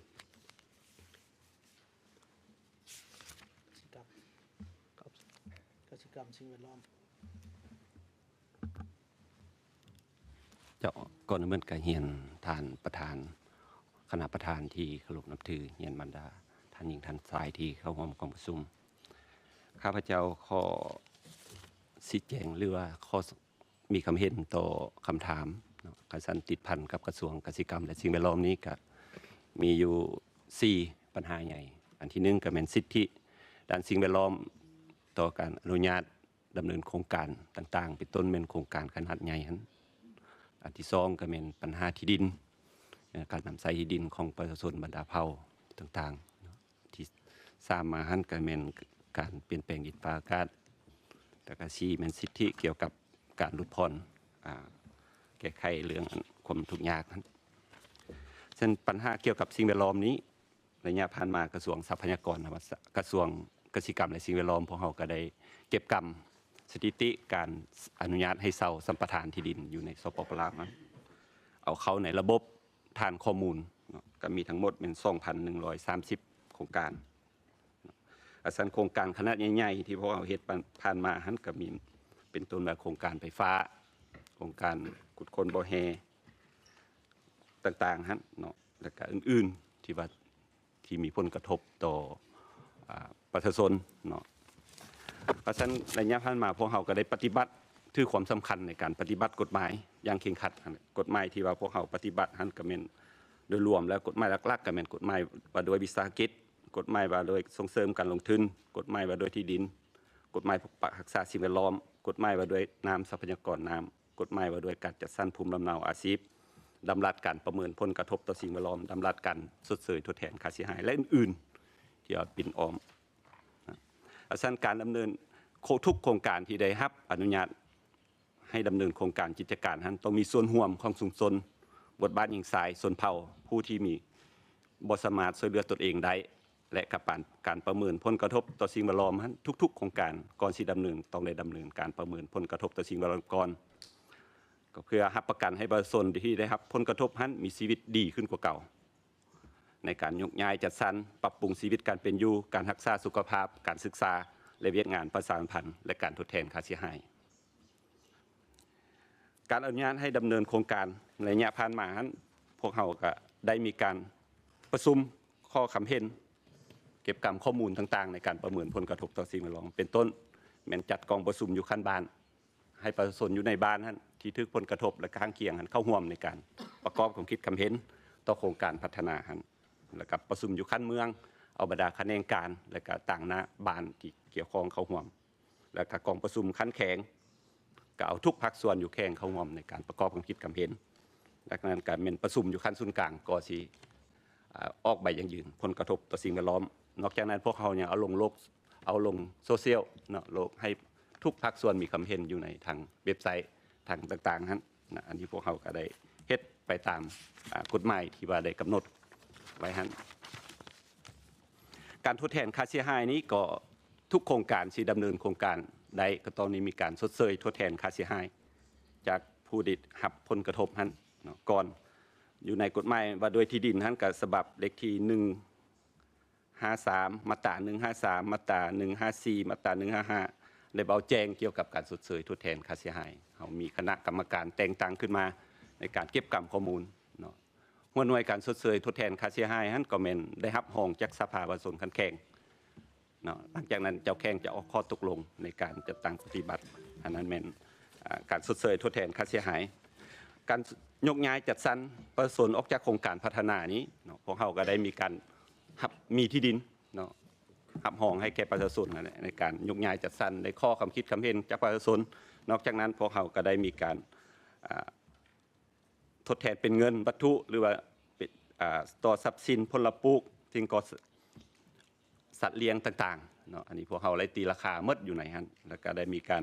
ชดเชยในการจัดตั้งปฏิบัติในระยะผ่านมาเป็นต้นว่าโครงการใหญ่ๆเนาะอยู่เขื่อนน้ำคลองนั้นพวกเขาก็ได้มีการชดเชยถึงว่าประชาชนก็ได้อยู่เนาะได้มีการพัฒนาทางสามารถเข้าเบิ่งในเว็บไซต์ของเขื่อนไฟฟ้าน้ำคลองอยู่หลวงพระบางนั้นเนาะพวกเขาเฮ็ดทางเว็บไซต์ของโครงการก็ถือว่าเห็นจัดแจงทางมีภาษาลาวภาษาอังกฤษนั้นการจัดสรรที่อยู่ใหม่ต้องแม่นได้ปฏิบัติตามกฎหมายจัดสรรภูมิลำเนาและอาชีพมีดำรัสการประเมินผลกระทบมีการทดแทนค่าเสียหายอย่างถูกต้องครบถ้วนและกับดำเนินการจัดตั้งปฏิบัติในนั้นต้องรับประกันเป็นต้นว่าให้มีไฟฟ้าใช้ต้องได้รับประกันชีวิตการเป็นอยู่น้ำสะอาดเนาะโรงเรียนให้ลูกให้หลานเฮ็ดนักศึกษาให้ประชาชนมีบ่อนปิ่นปัวเวลาเจ็บเป็นสร้างอาชีพที่มั่นคงให้แก่ข้าเจ้าได้มีการเฮ็ดศูนย์ทดลองการปลูกไม้การเลี้ยงสัตว์มีการฝึกอบรมให้ประชาชนให้มีอาชีพที่มั่นคงและก็สามารถอยู่ได้อันนี้พวกเขาก็ได้ปฏิบัติตามบทประเมินผลกระทบต่อสิ่งแวดล้อมที่ได้รับรองจากกระทรวงเกษตรกรรมและสิ่งแวดล้อมในระยะผ่านมานั้นเฉพาะเกี่ยวกับปัญหาที่ดินเนาะคือปัญหาที่ดินนี้ อยู่ในกฎหมายที่ดินกรรมสิทธิ์ที่ดินแม่นเป็นกรรมสิทธิ์ของหมู่คณะแห่งชาติรัฐเป็นตัวแทนในการคุ้มครองบริหารมอบให้ประชาชนมอบให้บุคคลนิติบุคคลการจัดตั้งนำใส่อย่างยาวนานและมั่นคงสันบุคคลต่างดาวคนบ่มีสัญชาติคนต่างประเทศนั้นมีสิทธิ์เช่าหรือสัมปทานหรือซื้อขายได้มีกำหนดเวลา50 ปีอันนั้นเป็นกฎหมายที่ดินเฉพาะปรับปรุงใหม่อยู่ในสปป.ลาวเฮาหันบ่มีชนเผ่าดังเดิมทุกชนเผ่าใน50ชนเผ่าล้วนแต่มีสิทธิ์เสมอภาคกันในการนำใช้ที่ดินถ้าในกรณีอยู่ในเขตชนบทที่ว่าบ่มีเอกสารยังยืนสิทธิ์นำใช้ดินในระยะผ่านมาอยู่ในมาตรา130ของกฎหมายว่าโดยที่ดินเกี่ยวกับกันรับรู้สิทธิ์ตามประเพณีของประชาชนถ้าประชาชนนำใช้มาโดยความสงบเป็นเวลา20 ปีมีการยั่งยืนจากอำนาจการปกครองบ้านเจ้าของดินข้างเคียงพวกเขาก็รับรู้สิทธิ์ของเขาเจ้าอย่างเต็มส่วนถ้าหากถือโครงการพัฒนาก็ถือว่าได้สดเสยคือมีใบตาดินอันนั้นเป็นสิทธิ์ต่อการนำใช้ที่ดินสำหรับการเปลี่ยนแปลงดินฟ้าอากาศนี้ในระยะผ่านมารัฐบาลก็ได้เอาใจใส่ประเมินผลกระทบจากการเปลี่ยนแปลงดินฟ้าอากาศต่อกับสิทธิทางด้านเศรษฐกิจสังคมวัฒนธรรมโดยเฉพาะเป็นบุคคลกลุ่มคนที่ทึกปะละในสังคมผู้ด้อยโอกาสโดยได้ปรับปรุงยุทธศาสตร์การเปลี่ยนแปลงดินฟ้าอากาศได้ทึกหำห้องในปี 2010 และปรับปรุงมาเป็นยุทธศาสตร์ในการแก้ไขการเปลี่ยนแปลงดินฟ้าอากาศฮอดปี 2030 ตามลำรัสของนายกฉบับเลขที่ 98 นย.ลงวันที่24 กุมภาพันธ์ 2003 แผนดำเนินงานแห่งชาติประกอบส่วนแก้ไขปัญหาการเปลี่ยนแปลงดินฟ้าอากาศในปี 2021 แล้วก็ได้ปรับปรุงกฎหมายปกปักรักษาสิ่งแวดล้อมในปี 2024 ยุทธศาสตร์คะแนนทรัพยากรธรรมชาติสิ่งแวดล้อมฮอดปี 2030 ยุทธศาสตร์เติบโตสีเขียวดำรัสว่าด้วยการเปลี่ยนแปลงดินฟ้าอากาศปี 2019 กฎหมายคุ้มครองภัยพิบัติออกปี 2019 ดำรัสจัดตั้งปฏิบัติการเคลื่อนไหวของคณะกรรมการคุ้มครองภัยพิบัติปี 2020 แล้วก็ดำรัสสินเชื่อกักบอนในปี 2025 และนิติกรรมแต่กฎหมายอื่นๆนอกจากนั้นในปี 2021 พวกเขาก็สำเร็จการประเมินความเสี่ยงความบกบางจากการเปลี่ยนแปลงดินฟ้าอากาศซึ่ง148 เมืองแม่นพวกเขาได้ประเมินความเสี่ยงสำเร็จและได้สร้างแผนความเสี่ยงมาตรการปรับตัวเข้ากับการเปลี่ยนแปลงดินฟ้าอากาศโดยเสริมสร้างความทนทานและหลุดพ้นผลกระทบจากการเปลี่ยนแปลงดินฟ้าอากาศและเป็นข้อมูลพื้นฐานในการสร้างแผนปัญหาเกี่ยวที่สะอาดเกิดขึ้นเนาะในแผนเฉพาะไม่ยิงกับมีสิทธิ์เข้าร่วมนั่นแหละเนาะตัวนี้พวกเขาก็วางแผนมาตรการนั้นแล้วก็ได้สร้างสถานีอุตุนิยมอุทกศาสตร์ทั้งหมดอยู่ในปัจจุบันเขามี47 สถานีสร้างสถานีอุทกศาสตร์มี77 สถานีแผ่นดินไหว17 สถานีและก็อุตุเกษตร15 สถานีและอื่นๆที่ว่าพวกเขาได้สร้างทางข้อมูลเชื่อมโยงกับภาคพื้นและสากลเกี่ยวกับอุตุนิยมอุทกศาสตร์เนาะกษัตริย์ก็ขออนุญาตมีคำเห็นเบื้องต้นเท่านั้นขอขอบใจ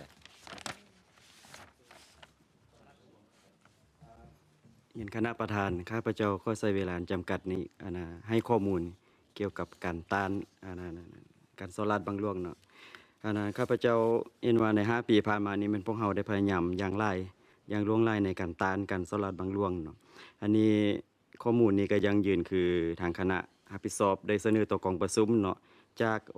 องค์การสากลและที่ว่าตีราคาว่าปี 2024 นี่มันพวกเราอยู่ในอันดับที่ Corruption Index นี่มันอยู่ในอันดับที่114เนาะถ้าเทียบใส่ปี 2020มันพวกเราอยู่ในอันดับที่134เนาะระยะผ่านมานี่มันพวกเราได้พยายามสูงสุดในการตัดสินคดีนี้ได้มีคดีอยู่ประมาณ56 คดีเนาะที่ว่าได้มีการฟ้องฟ้องและให้ศาลพิจารณาตัดสินอันนั้นเป็นคดีเป็นคดีโซลาร์บางล่วงในนี้มีคดีที่ว่าพวกเราสามารถเก็บกู้คืนได้นี่แม่นทั้งหมดอยู่แม่น17 ล้านดอลลาร์สหรัฐอเมริกาแล้วก็อีกจำนวนหลายตื้อกีบเนาะที่พวกเราได้กอบกู้เอาได้จากการเกี่ยวกับการโซลาร์บางล่วงเนาะในเฉพาะปี2024นี้ข้าพเจ้าขอให้ข้อมูลเพิ่มเติมเนาะยังมีคดีอยู่ประมาณ208 คดีที่กำลัง ความดำเนินเนาะเดี๋ยวนี้40ในนี้มี40คดีที่ได้ดำเนินการฟ้องฟ้องไปหาอัยการประชาชนสูงสุดขอโทษไปหาอัยการประชาชนเพื่อดำเนินคดีเพื่อพิจารณาฟ้องฟ้องศาลขอเอาข้อมูลย่อๆในนี้ท่านประธานก็ขอบใจ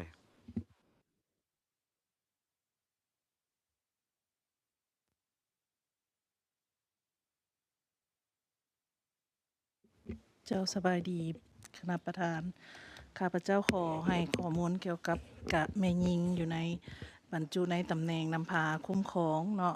สำหรับสปป.ลาวพวกเราก็ได้เอาใจใส่สุกยูสร้างเงินไขเพื่อสร้างความเข้มแข็งให้แม่ยิงได้รับการพัฒนาในทุกด้านเนาะคือในระยะผ่านมาแม่ยิงก็ได้บรรจุอยู่ซับซ้อนอยู่ในตำแหน่งนำพาคุ้มครองในหลายแขนงการโดยเฉพาะอยู่ในขงเขตที่เป็นรัฐกรเนาะในขั้นศูนย์กลางนี่มีขั้นคณะรัฐมนตรีหัวหน้ากรมห้องกรมกวมถึง20.20%เนาะและขั้นแขวงนี่มีขั้นคณะเจ้าแขวงเนาะหรือว่าหัวหน้าแผนกการต่างๆนี่กวม 17.84% และในขั้นเมืองก็แม่นกวม20.38%ส่วนว่าแม่ยิงอยู่ในตำแหน่งสมาชิกสภาแห่งชาตินี่แม่นกวม20%เนาะและสมาชิกสภาขั้นแขวงแม่นแม่ยิงนี่กวมเอา30%มีแต่อยู่ในขั้นแขวงแล้วก็ยังบ่ทันได้บรรลุตามคาดหมายเนาะแม่นกวมแม่ยิงยังแม่นกวมจำนวนเปอร์เซ็นต์ส่วนน้อยแต่ว่ารัฐบาลโดยเฉพาะมีศูนย์กลางสหพันธ์แม่ยิงลาวนี่เนาะพวกเขาก็ได้กำหนดในการบรรจุเฮ็ดจังได๋สร้างความเข้มแข็งให้แม่ยิงนี่ได้บรรจุซับซ้อนเข้าในตำแหน่งนำพาคุ้มครองขันต่างๆนี่พวกเขาได้มีแผนงานเนาะโครงการต่างๆนี่ใน2026ค่ะ2030นี่แม่นพวกเขาจะได้กำหนดให้มีแผนพัฒนาแม่ยิงโดยเฉพาะแม่นให้แม่ยิงได้นั่งอยู่ในตำแหน่งนำพาคุ้มครองคือสมาชิกสภาแห่งชาติหรือว่าสมาชิกสภาขันแขวงนี่ให้กวม 30% และอยู่ในขั้นศูนย์กลาง 30% ให้เป็นคณะรัฐมนตรีหรือว่าขั้นแขนงการขั้นกรมนี่แล้วก็อยู่ในขั้นของแขวงแม่น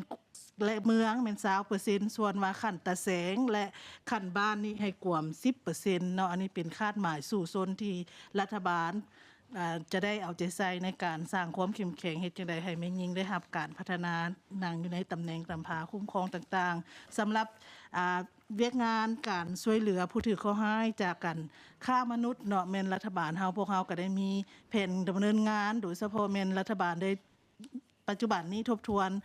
แผนดำเนินงานแห่งชาติบริการสกัดกั้นและต้านการฆ่ามนุษย์ระยะ2026-2030เนาะซึ่งในนั้นก็มีแผนงานประมาณ6แผนงานเนาะเพื่อสกัดกั้นหรือว่าเฮ็ดเวียกงานดังกล่าวนี้แล้วก็มีคณะกรรมการต่างๆอันนี้ข้าพเจ้าขอให้ข้อมูลย่อๆแบบนั้นเนาะเจ้าขอขอบใจท่านประธานคิดว่าอีก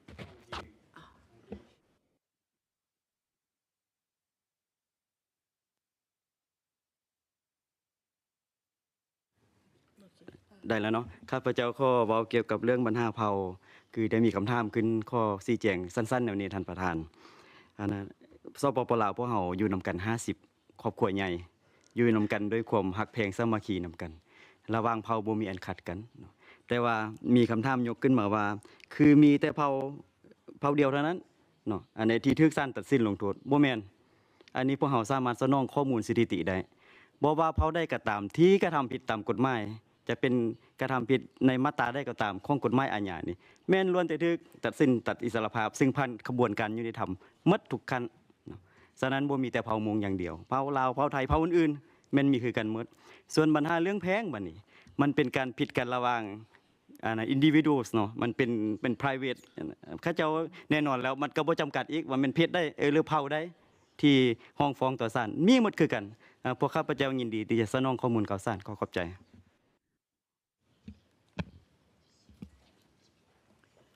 Thank you, distinguished delegation. Excellency, with your permission,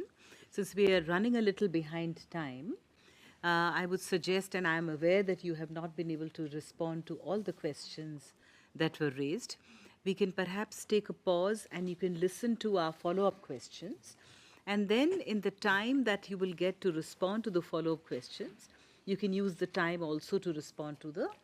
questions that have remained unanswered. With that, I open the floor for follow-up questions, and I see Mr. Ashraf Kanhai, followed by Mr. Nonthasud, Ms. Ju Yong Lee, and Mr. Parmesano. Yes, Mr. Parmesano. So, Mr. Ashraf Kanhai, you have the floor, sir.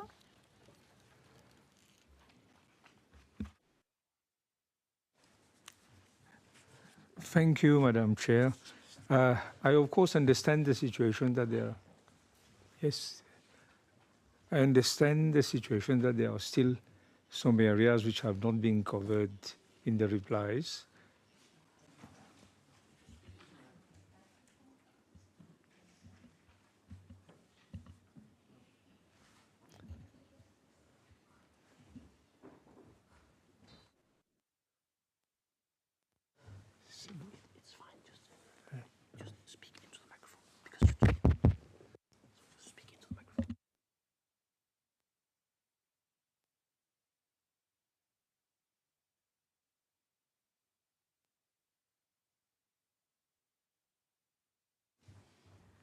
Yes, thank you, Chair.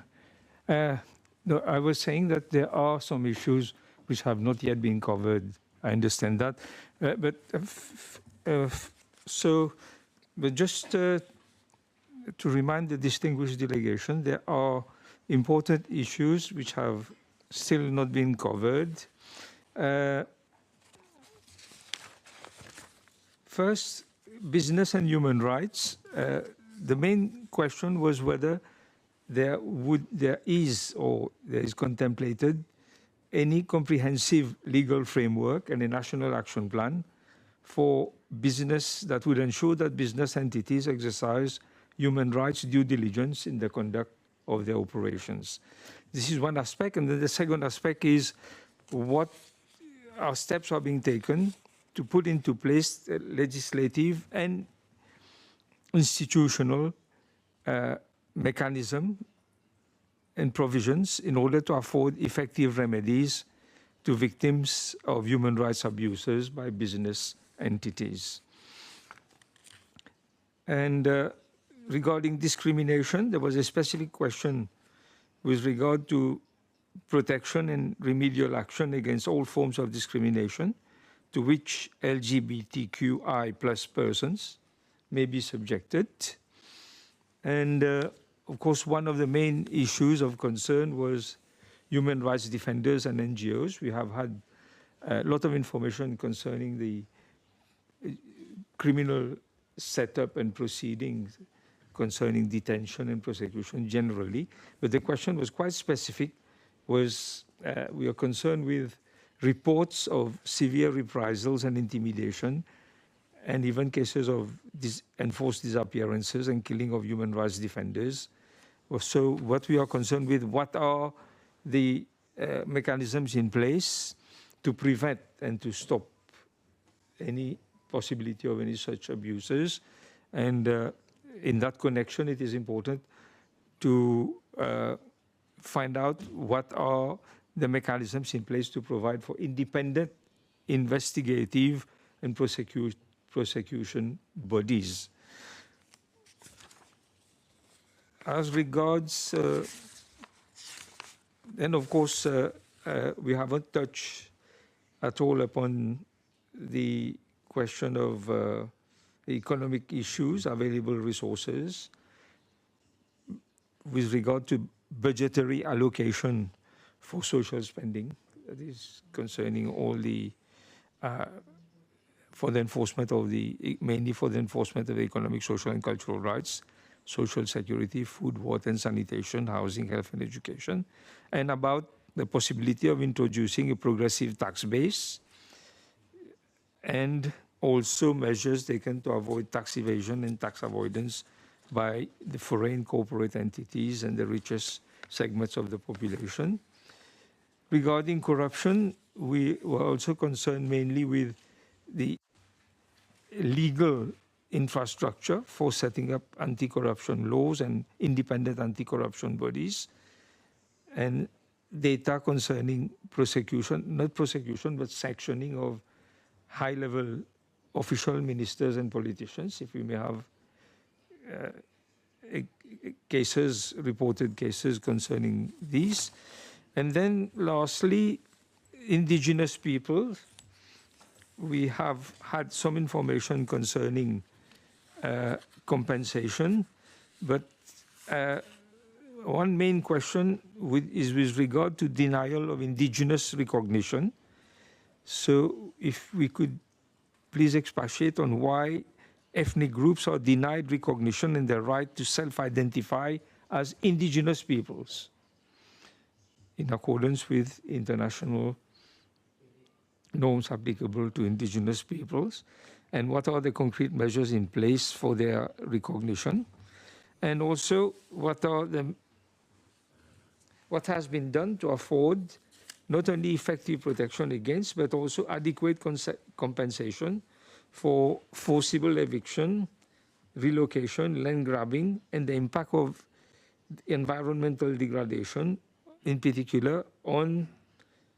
the water and food security of the indigenous peoples, and the impact, adverse effects on their health and means of livelihood following the introduction of the large infrastructure projects, including hydropower dams in the Mekong River. And by way of illustration, with regard to compensation, I would be grateful if we could be provided some information as to what has been done to provide adequate compensation to victims of the Sepian and Se Nam Noi Dam collapse, which occurred on the 23rd of July 2018, and as a result of which, following the impacts of the disaster, the victims, there were 71 persons reported dead, a large displacement of thousands of persons and flooding of homes and whole villages. According to reports from an independent expert panel, the state has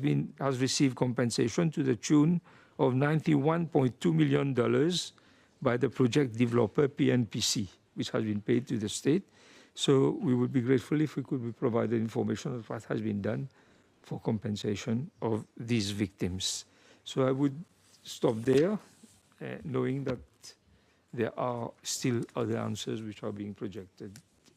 Thank you for your attention. Yes. Thank you, sir. Mr. Nonthasut. Thank you, and welcome the delegation, Sabaidi. I'm very familiar with Lao PDR because it's a neighboring country to Thailand. Now I have 2 reactions and 3 follow-up questions. The first reaction is to and I really appreciate the transparency of information. I just now heard that there are 838 people on death row in Laos. I just want to quickly ask, because Laos is also a state party to the Covenant on Civil and Political Rights,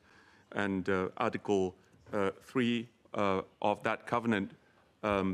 enshrines the right to life and asks that state party only impose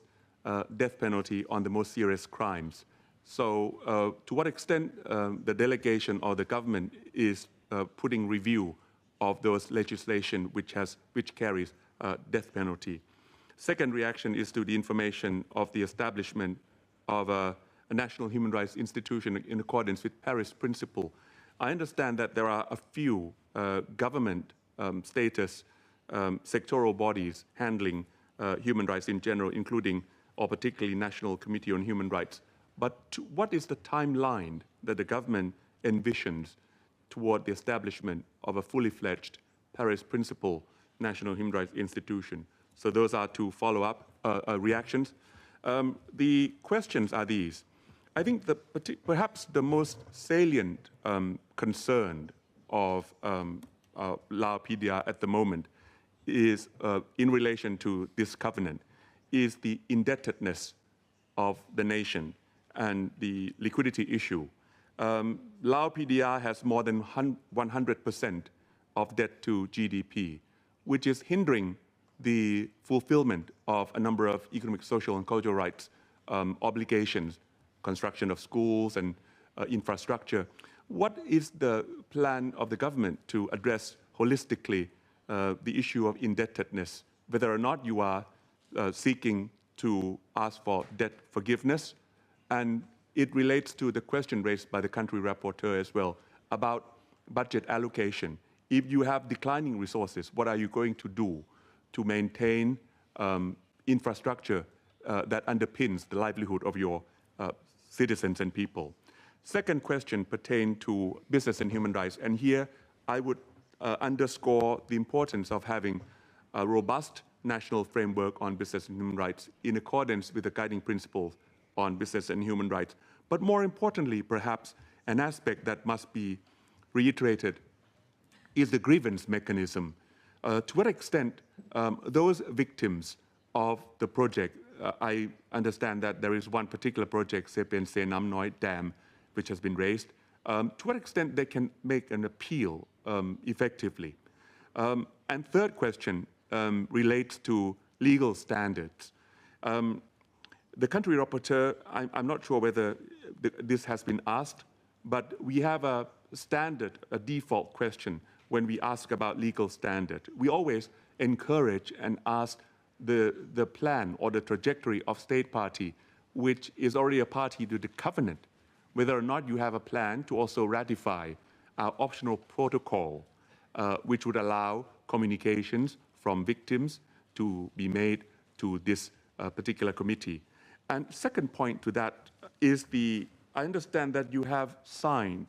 in 2008 the Convention for the Protection of All Persons from Enforced Disappearance in 2009. Here we are in 2025. I would like to actually ask whether you plan to actually ratify that particular convention. And if you do have statistics like the one that you show on persons on death row, of how many people have been involuntarily disappeared in the state of Laos, I would really appreciate the information. Thank you very much. Thank you, Mr. Nontasut. Ms. Lee. Thank you, Chair. I would also welcome the distinguished members of the delegation. I would like to follow up the obligation to use the maximum available resources for the realization of covenant rights. World Bank reports indicate that the general government revenue of the state party is below both regional and income group averages, and spending on health, education, and social protection is also very low. And as already Mr. Nontasut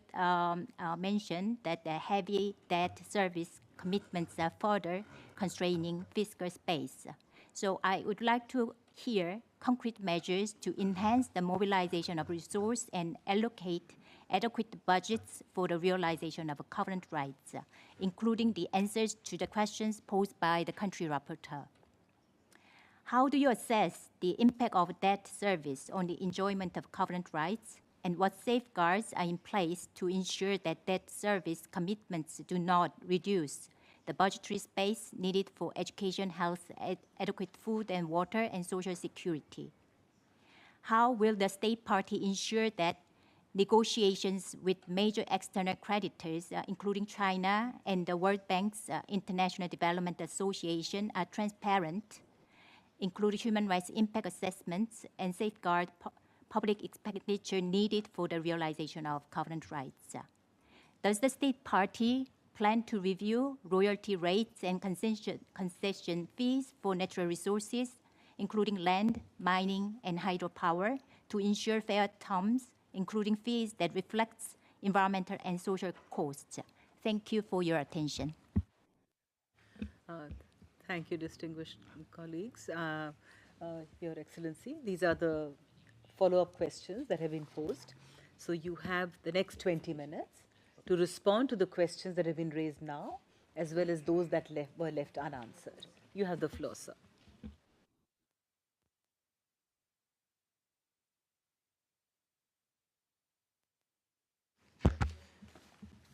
Good afternoon, Madam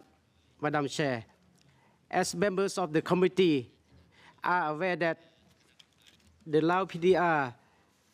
is the state party to the 7 core human rights convention and 2 optional protocols to the CRC. The convention has been translated into the Lao language and were included in the compilation of human rights treaties that Lao PDR has signed and ratified. The compilation has been widely disseminated and used at the workshops, seminars, and training for the government officials at central and provincial level,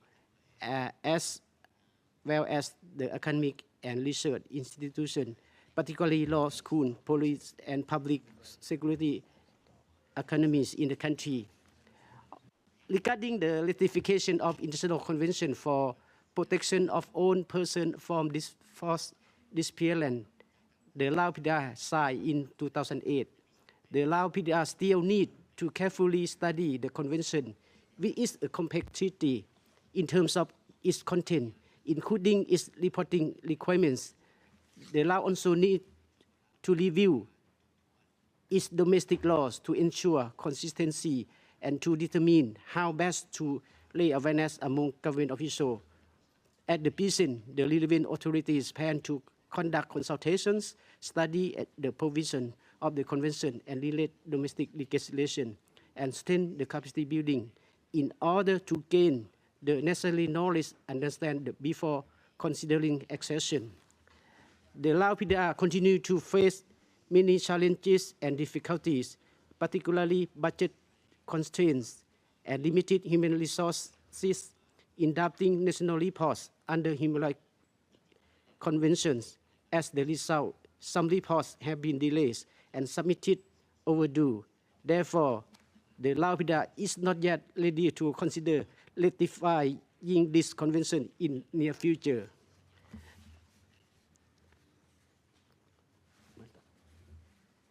Thank you.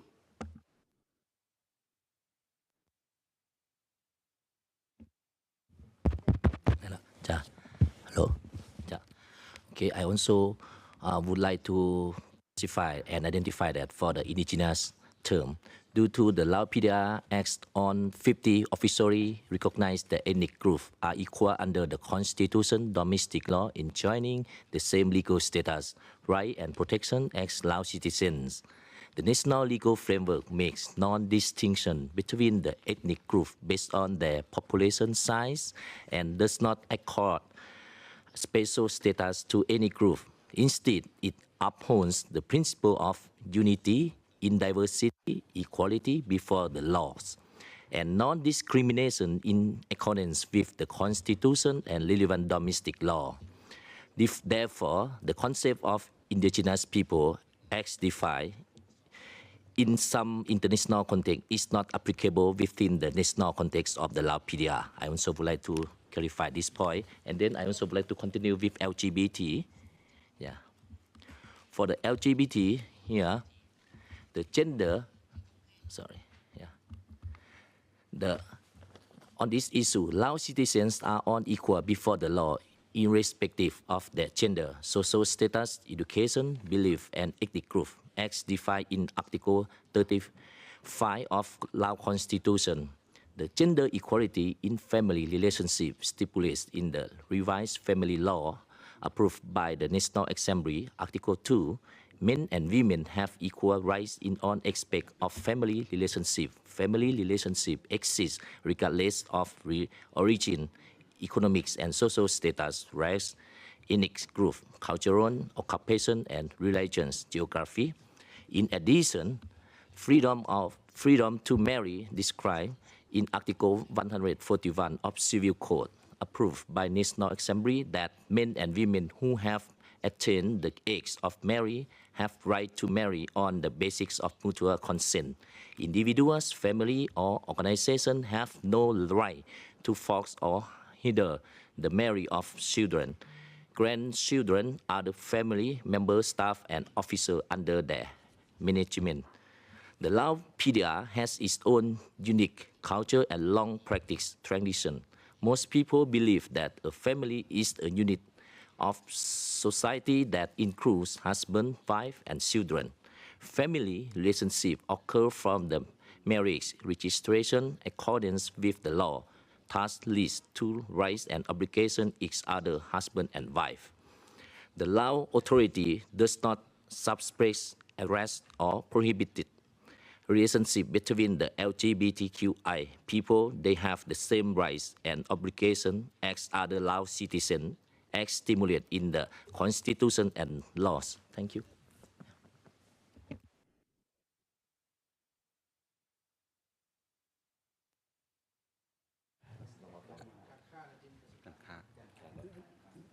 Thank you, Chair, for the floor. I respond to the questions on behalf of economic sector concerning to business and human rights at the forum. Policy and legal framework developments, we are aligning national laws with the international standards, including the UN guiding principles on business and human rights,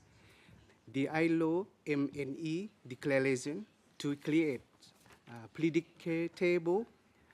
transparent, and responsible business environment.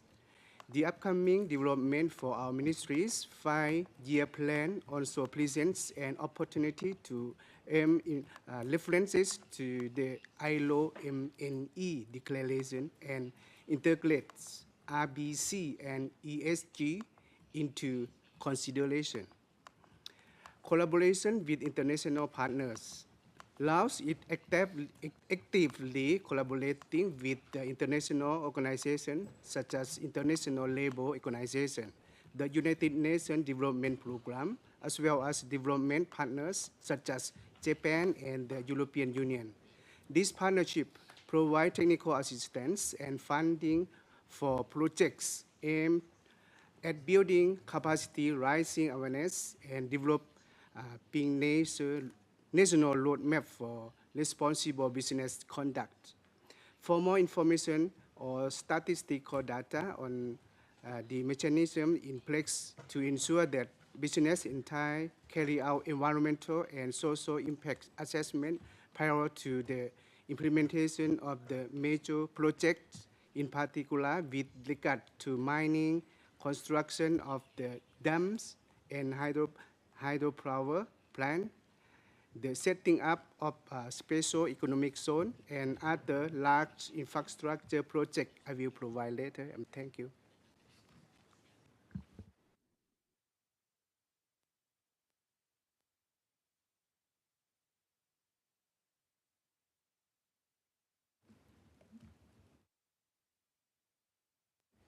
เจ้าครับ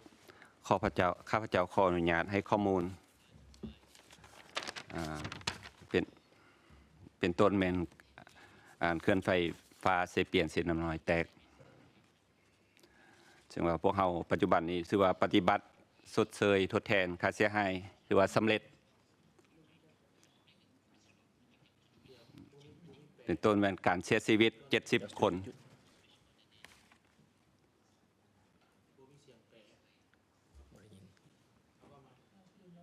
เอาว่าเขาอนุญาตบอกคืนเทื่อหนึ่งนะก็อยากให้ข้อมูลเกี่ยวกับเศษเปลี่ยนเศษน้อยแตกในระยะผ่านมาก็ทางรัฐบาลเนาะแต่งตั้งคณะขั้นศูนย์กลางและสมทบกับคณะขั้นแข่งในการแก้ไขและชดเชยเวียนคืนและเยียวยาประชาชนที่ถูกผลกระทบถือว่าสำเร็จอันจำนวนผู้เสียชีวิตมี71 คนเนาะแล้วก็ได้ชดเชยเป็นเงินแม่น710,000 ดอลลาร์เนาะแล้วก็เด็กกำพร้า28 คนเนาะที่ว่าถูกกระทบก็แม่น293,078 ดอลลาร์แล้วก็บ้านที่ถูกผลกระทบหนักมันจ่ายไป10,696,839 ดอลลาร์13 บ้านที่ถูกผลกระทบเบาเนาะแม่น3,186,286 ดอลลาร์สร้างเฮือนปลูกเฮือนให้มัน800 เสา802 หลังเนาะ11,500,000 ดอลลาร์แล้วก็หัวหน่วยธุรกิจที่ได้ถูกผลกระทบมี35 หัวหน่วยธุรกิจถูก10,717,924 ดอลลาร์แล้วก็10 โครงสร้างพื้นฐานเป็นต้นว่าเรื่องโรงเรียนโรงหมอเนาะแล้วก็หนทางต่างๆนี้ เบิดอยู่8,127,274 ดอลลาร์และการเรื่องสิ่งแวดล้อมต่างๆก็แม่น9,411,966 ดอลลาร์ถ้าสรุปรวมแล้วพวกเราได้จ่ายสมทบกับโครงการกับรัฐบาลครับ55,349,098 ล้านดอลลาร์เนาะถือว่า 100% พวกเราได้สดเสยเวียนคืนหมดแล้วปัจจุบันนี้แม่นพวกเรากำลังฟื้นฟูชีวิตการเป็นอยู่ของประชาชนโดยสร้างเป็นโครงการปลูกฝังเลี้ยงสัตว์เฮ็ดสวนปลูกกาแฟขยายพืชกาแฟต่างๆนั้นเนาะประชาชนที่อยากเข้าไปอยู่อยากไปทำการผลิตกสิกรรมอยู่ในเขตที่ว่าน้ำท่วมนะฮะก็ให้เขาเจ้าไปทำการผลิตได้เนาะเพื่อให้ชีวิตการเป็นอยู่เขาเจ้าดีขึ้นเนาะข้าพเจ้าขอเสนอย้อนๆนั้นเนาะส่วนรายละเอียดอื่นก็มีสถิติข้าพเจ้าก็จะสมทบกับคณะที่มานี้เพื่อสนองคืนให้นำลังเนาะขอบใจ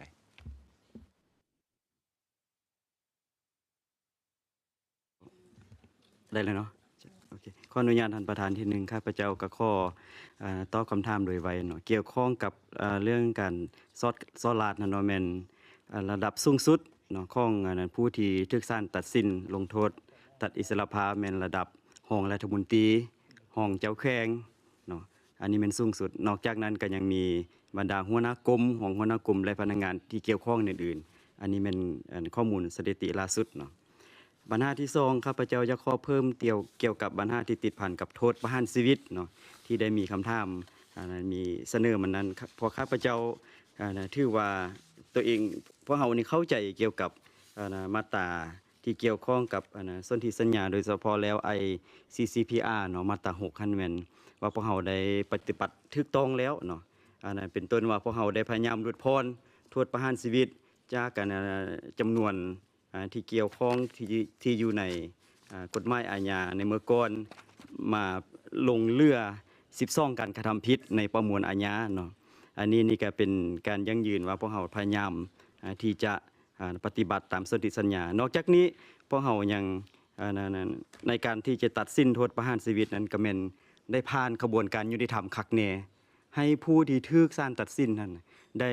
มีสิทธิ์เนาะในการเข้าถึงความยุติธรรมเข้าถึงทนายความเนาะต่อสู้สิทธิ์ของตัวเองอย่างคักแน่นอกจากนี้พวกเรายังยกโทษให้แก่ผู้กระทำ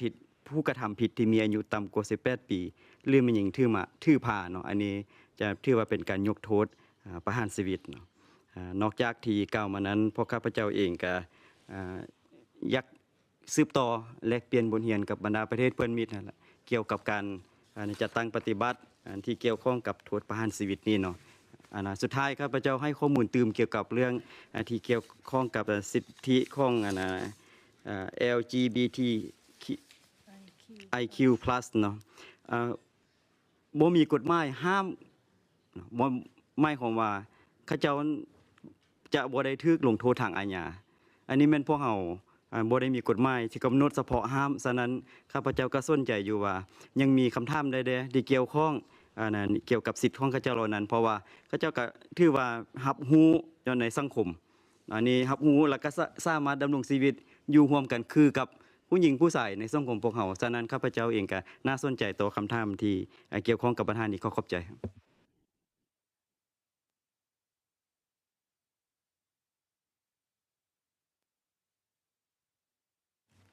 Yeah, I also would like to report a little bit on the national economic development, especially for the 5-year period from 2021 to 2025. National economic growth is projected average 4.24%. However, with this regard, the agriculture and forestry sector also significant effort have been made to strengthen the technical ecosystem and agriculture forestry sector. Then they also be contributing to the 19.7% to the GDP growth. And for the industry sector, continuous effort to improve infrastructure, resource and production technique, including modernized operational process, have been driven sector growth, averaging 4.5% and contributing 32% to GDP. And for the for the service sector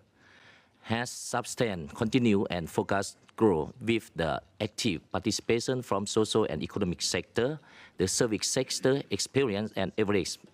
annual growth of 4.5 and contributing 36 to the GDP.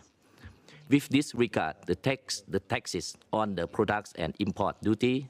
net taxes on products and import duty, and record average growth 3.8% and contributing 11% to the GDP. However, with this regard, I also would like to mention on the public revenues, and especially this term, the public revenue for 5-year period, the total revenues collected reached around the 131% of the GDP. However, that this one also be contributed to the GDP growth is 70%. And then for the public expenditure, this one for the 5-year,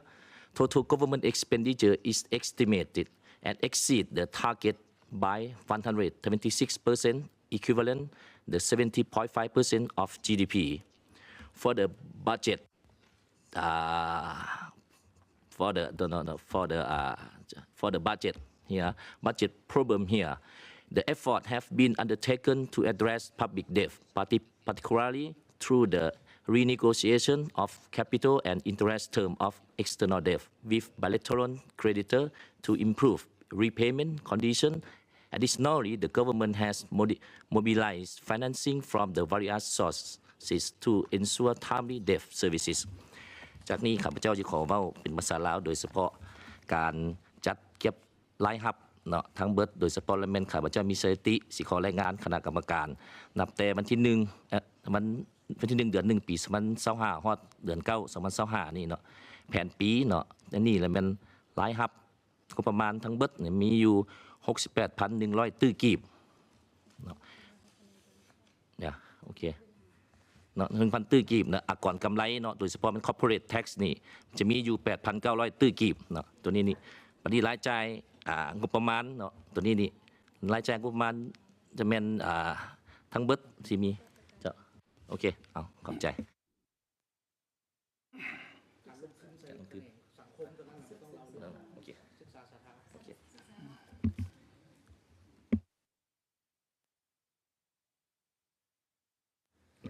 เจ้าข้าพเจ้าจากกระทรวงศึกษาธิการและกีฬาเนาะขออนุญาตตอบคำถามเกี่ยวกับการลงทุนของรัฐต่อกับเวียกศึกษาเนาะฉะนั้นในระยะผ่านมาเป็นย้อนสภาพของโควิด -19 เนาะเฮ็ดให้ทุกประเทศในโลกถือว่าการจัดสรรงบประมาณแม่นถือว่ามีการลดพรจำนวนหลายก็บ่แม่นแต่ลาวแต่ว่าในเมื่อลาวของพวกเฮานี่ได้รับงบประมาณที่ว่าบ่ได้ตามแผนที่กำหนดไว้เนาะแล้วฉะนั้นวิธีการที่ทางกระทรวงศึกษาธิการและกีฬาจัดก็แม่นว่า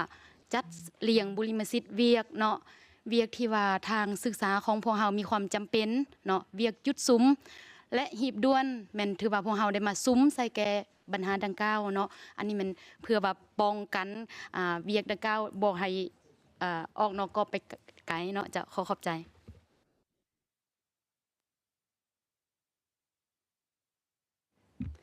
เจ้าข้าพเจ้าชื่อเพชรวงศ์ศิลป์จากกระทรวงสาธารณสุขขออนุญาต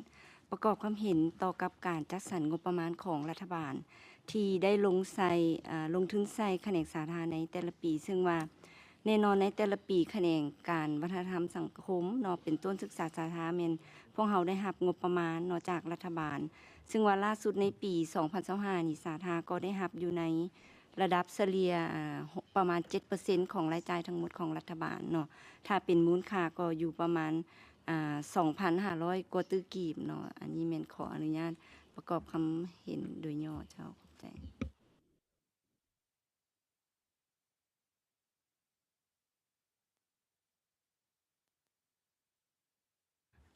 เจ้าขออนุญาตเพิ่มเติมเกี่ยวกับรัฐบาลได้ลงทุนใส่คะแนนการศึกษาหันเนาะซึ่งอยู่ในปี 2021 หันมีงบประมาณอยู่เทียบใส่ GDP หัน 12.84% แล้วถือว่าโดยรวมเฉลี่ยแล้วจนมาฮอดปี 2025 นี้เนาะแม่นจะประมาณ 10% ถึง 13% แต่ก็ถือว่าเป็นการหลุดโตนจากแผนการที่วางไว้เจ้าขอบใจ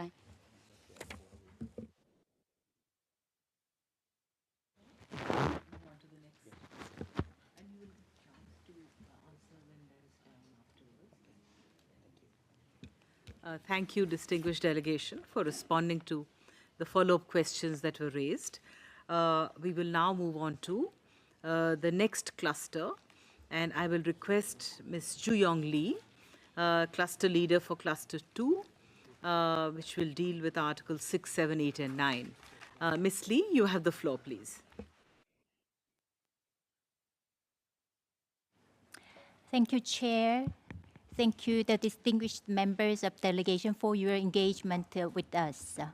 I now address the issues arising from Articles 6 to 9. First, on the right to work. The committee notes that there are labor law provisions aimed at promoting employment and addressing cross-border and rural-urban labor migration. However, we remain concerned about the overall lack of opportunities for decent work.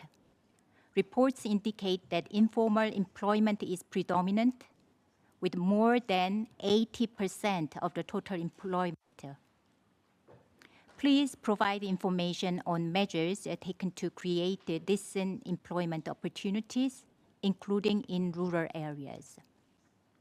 Please explain the impacts of those measures on youth, women, persons with disabilities, and non-Lao Thai ethnic groups with disaggregated data.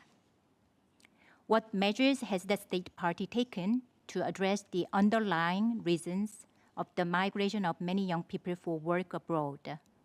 such as low wages and poor working conditions? And please also explain measures to ensure that those who migrate abroad have access to safe jobs and decent employment upon return. On child labor, reports indicate that child labor persists in the state party, and an estimated 15% of children aged from 5 to 17 is engaged in work. The majority in rural areas and in the agriculture, forestry, and fishing sectors, often as unpaid family labor. Reports also indicate that most children engaged in child labor have dropped out of school or never attended, which impedes their enjoyment of the right to education and future access to decent work. Article 101 of the labor law permits children under the age of 14 to undertake light work, which is not consistent with the state party's obligation under the ILO Minimum Age Convention number 138, which the state party ratified in 2025.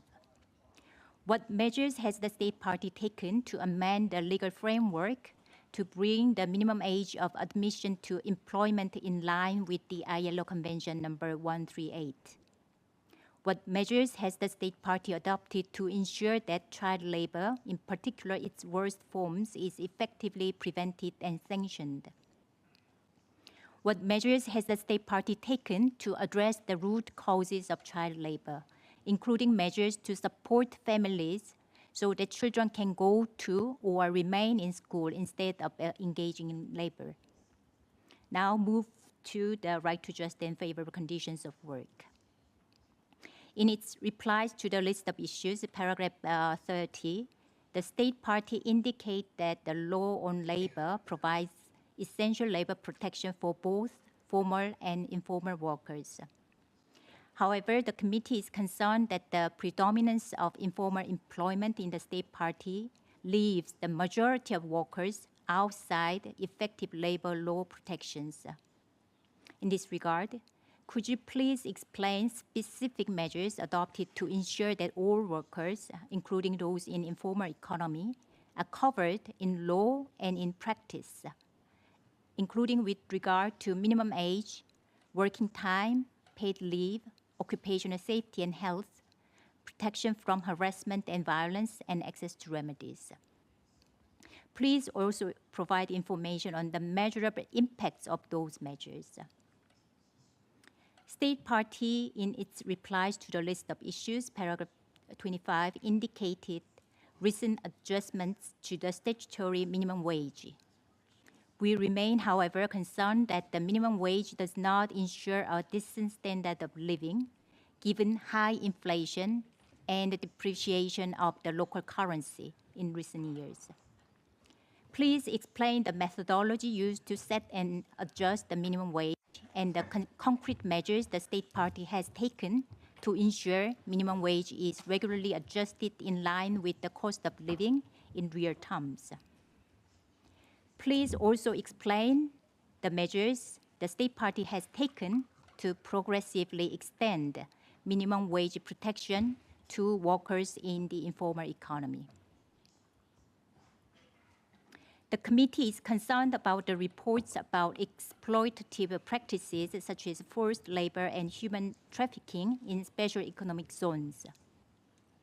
The state party's reply to the list of issues in paragraph 40 indicated the adoption of protective measures in special economic zones. Nevertheless, the reports we have received indicates labor protections are inadequate both Lao and migrant workers working in special economic zones due to inadequate regulation, enforcement, and judicial accountability. What measures has the state party taken to strengthen labor protections in special economic zones? What concrete measures has the state party taken to protect workers in special economic zones from risks of forced labor, human trafficking, passport confiscation, and coercive working conditions, especially for migrant workers, women, and children? Please explain measures to ensure effective access to remedy for victims of labor abuse or trafficking, including their ability to report violations without fear of retaliation and their access to information about their rights. Reports indicate that the labor inspection system in the state party remains inadequate to ensure effective protection of workers' rights and improvements in working conditions. We are concerned about reports of the limited number of trained inspectors, insufficient capacity to monitor working conditions in both formal and informal workplaces, and challenges in overseeing special economic zones. What measures has the state party taken to strengthen the labor inspection system, including training on occupational safety and health, child labor, forced labor, and to extend inspection coverage to informal workplaces and special economic zones? Please explain the procedures for workers to submit complaints safely and confidentially to the labor inspectorate. How does the state party ensure that labor inspectors can operate independently without interference from special economic zones management, employers, or public authorities?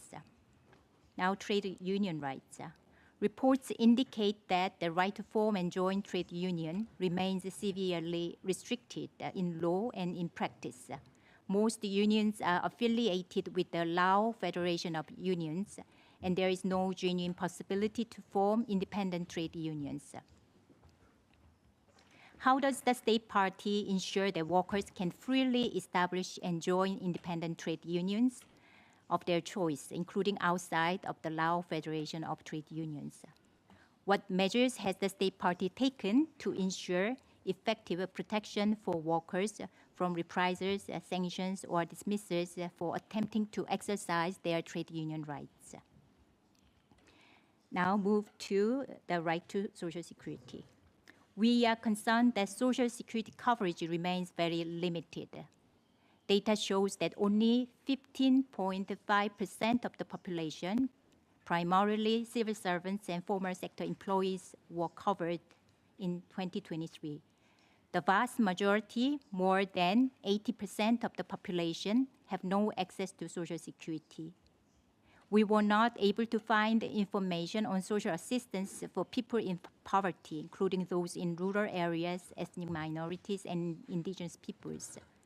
Could you please provide information on whether such social assistance programs exist as part of a social protection for all? And if so, what their coverage is, and whether the level of the benefit is adequate to ensure a decent standard of living for individuals and families.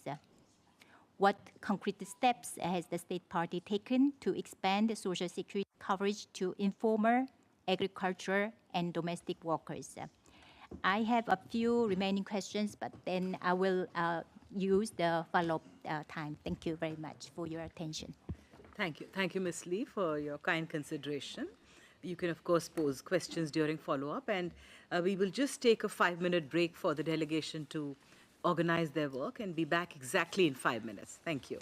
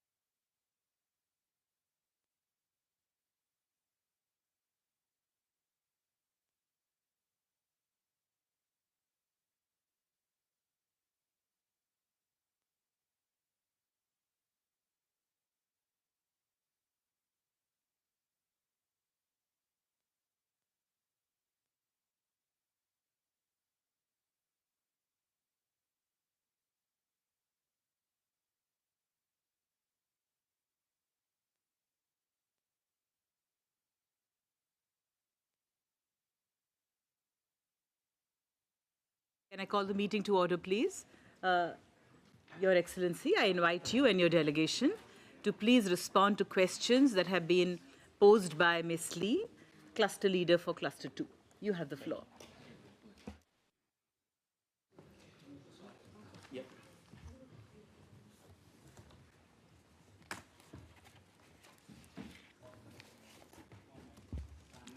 Okay. First of all, good afternoon. Thank you, Madam Chair.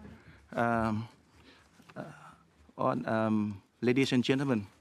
thank you very much for your question asking about the right of work, especially you mentioned about the labor laws on the migration, child labors, and on minimum wage and human trafficking in a specific economic zone,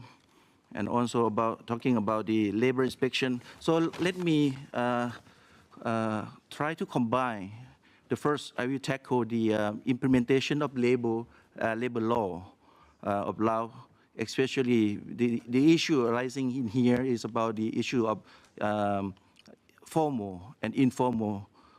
sectors that implementing, because as you mentioned that the reporting the discrepancy in terms of implementing in formal and informal sectors in Lao PDR. So the Lao government recognizes the critical challenge posed by the high prevalence of informal employment, which continue to dominate the national labor landscape. So according to the Labor Force Survey 2022, this is the latest one. The Lao PDR has population 7.4 million, and it's approximately about 71%. And it is, and we can see the employment, the employment and unemployment about the number of employed person about 2.4 million, it's about 97%, and this is, and the draw attention is the outside labor force. We have 2.8 million people were outside the labor force, and of which 1.6 million were women, and 2 million live in rural areas, about 70% of non-labor force individuals. And this is some informal employment and earning. The informal employment rate is 86% of the total employed person, out of which the rural informal employment about 93%, and urban informal employment about 76%. So the average monthly earning from employees, this is from the survey, is get 2.5 million kim. This is the something, and out of the survey we can see the unemployment about 2.4%. So in this regard, Lao PDR adopted a new employment law and the new labor skill development law aimed to enhancing employment opportunity, safeguarding workers to fair skill-based wage and decent wages.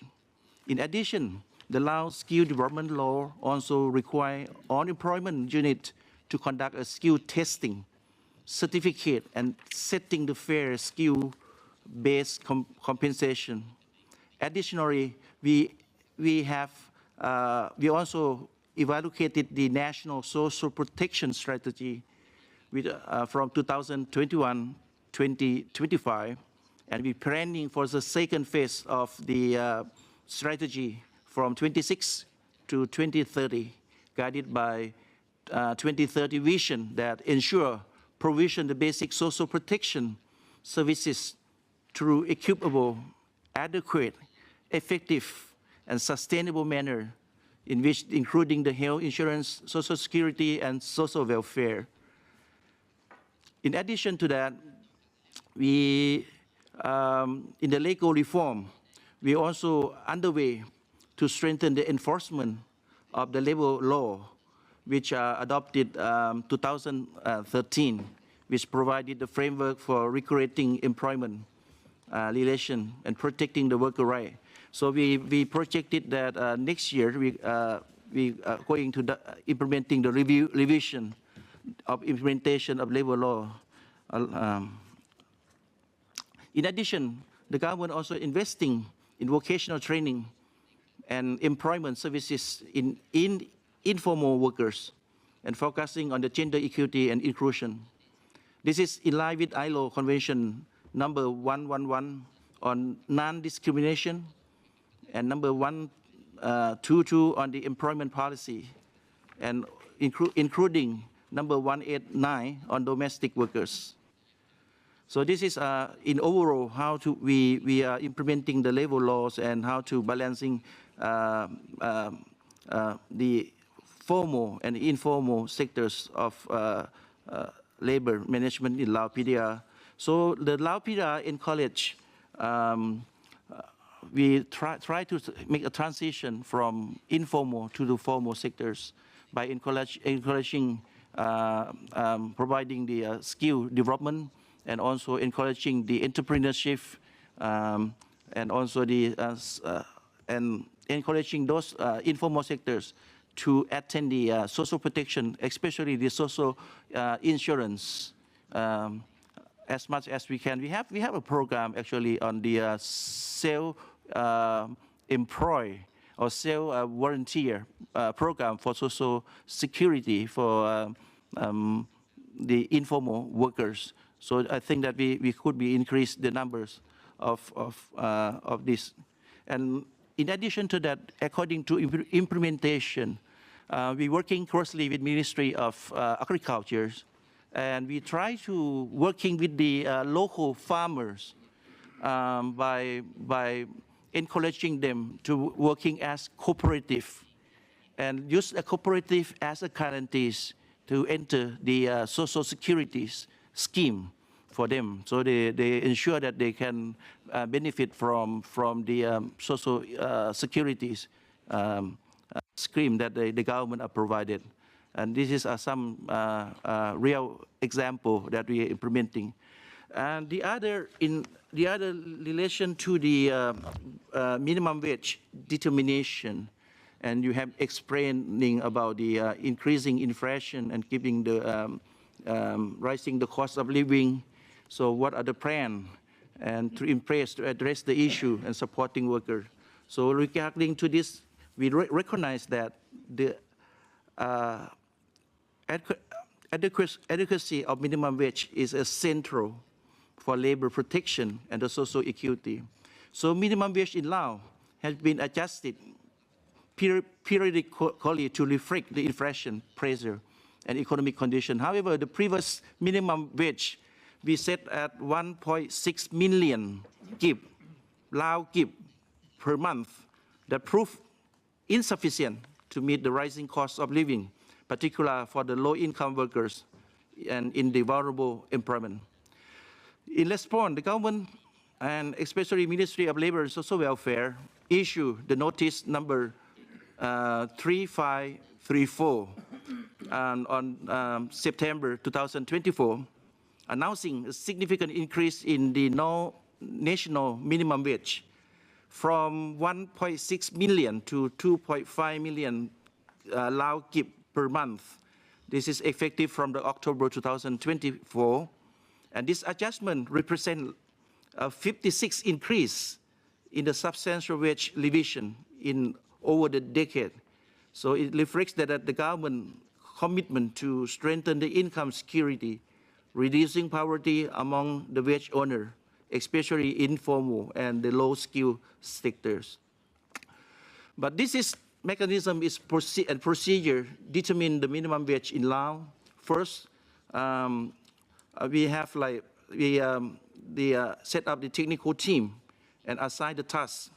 and conducting through the 4 steps as detailed below. The step 1 be based on the collection of data on the wage levels and living costs of workers in 3 sectors, namely industry, services, and agriculture from the selected sampling groups. The second step, we comparing with the inflation and try to looking at the minimum wage adjustment. And the next step, we comparing with the consumer price index or CPI during the periods of minimum wage adjustment from 2018 to 2024.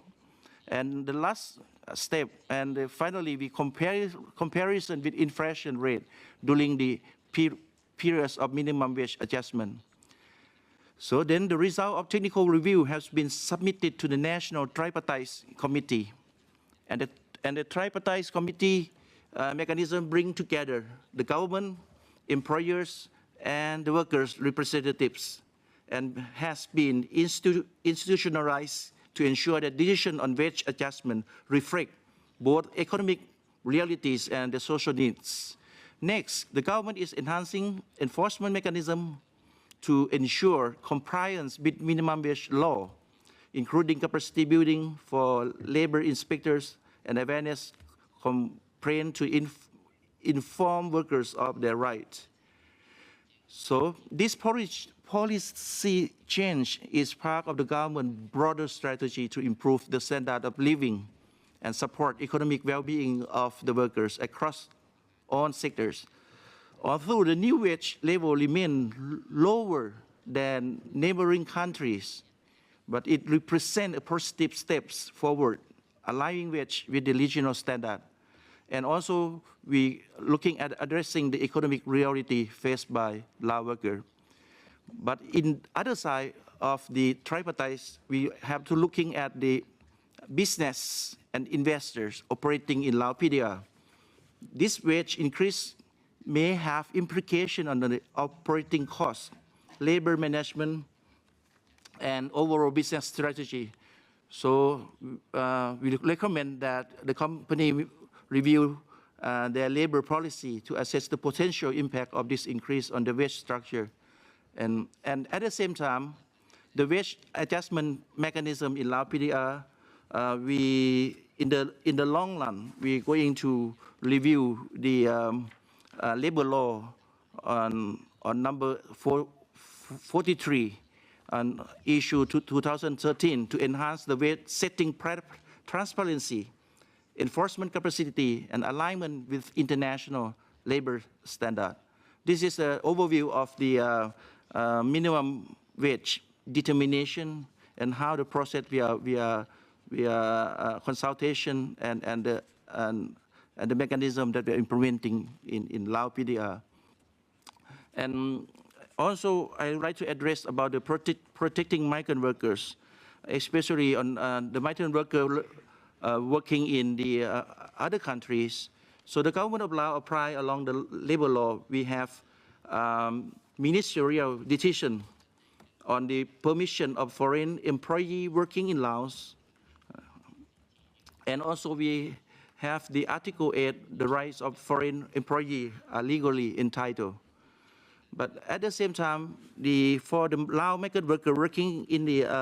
neighboring country and in the abroad, currently we are conducting the MOU negotiation and MOU signing with the destination country. For example, we have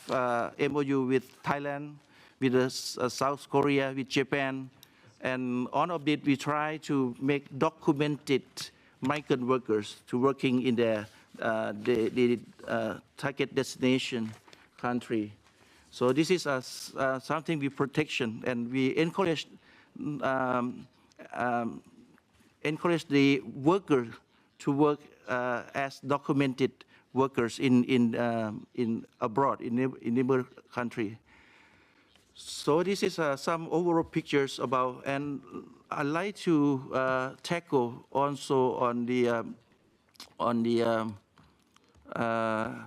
child labor. On the child labor, as you have been raising about the child labor, so Lao PDR reaffirmed the strong commitment to eliminate the child labor in line with our constitution, national legislation, and our international obligation. So according to the Child Labor Survey 2022, we have like 25.9% were engaged in of the child labor engaging in economic activities. 10% were in the child labor, and 3.8% were in hazardous work. And this finding underscore the importance of urgent action. So the government of Laos has aligned its national law with the principle of ILO minimum age convention number 138 and the ILO worst form of the child labor number 182, both in which we have ratified in accordance with this instruction. So the minimum age of the employment is set to 15 years, but the light work permitted from the age 12 to 14, and the hazardous work strictly prohibited under 18. We also have the ministerial agreement number 4677 adopted in 2023, provided the list of 23 hazardous occupations and permitted for the children in line with ILO standard. So this is we also, in addition to that, we also take the child labor elimination, try to mainstream in our existing plan, especially on the plan of labor and social welfare from 2026 to 2030. And also we have plan of action of the preventing and eliminating the child labor from 2025 and 2030. And this is, we try to incorporate. But in addition to that, we have seen that in order to prevention the child labor, and I think that we have to looking at reintegration of the child labor with the strong emphasis on education and vocational study, vocational training. And educational and social protection are also the central for our response. Primary education is compulsory, and we can see that 98% enrollment rate in these sectors. So this is our overall picture that I'm going to brief on relating to the child labor. So that's all. Thank you.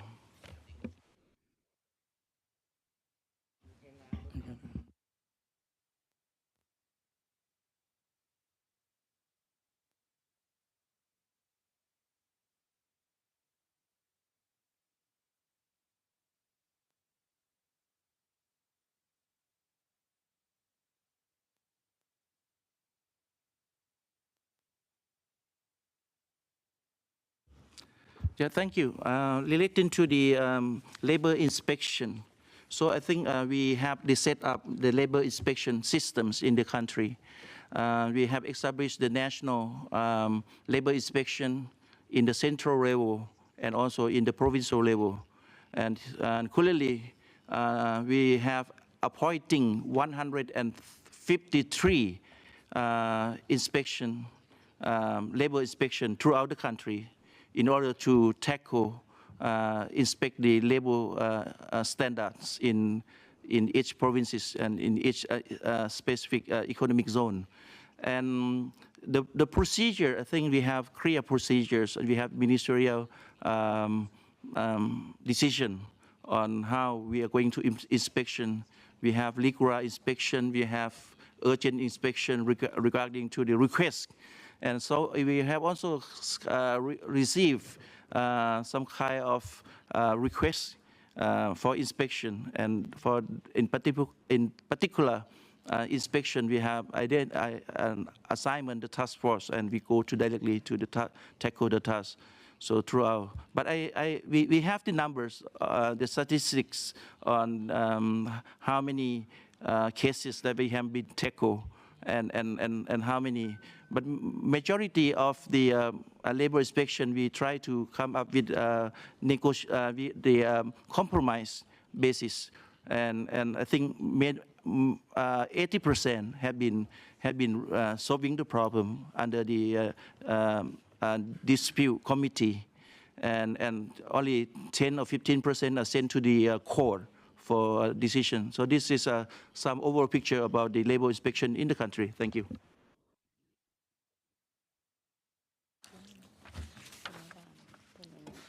Okay, number one.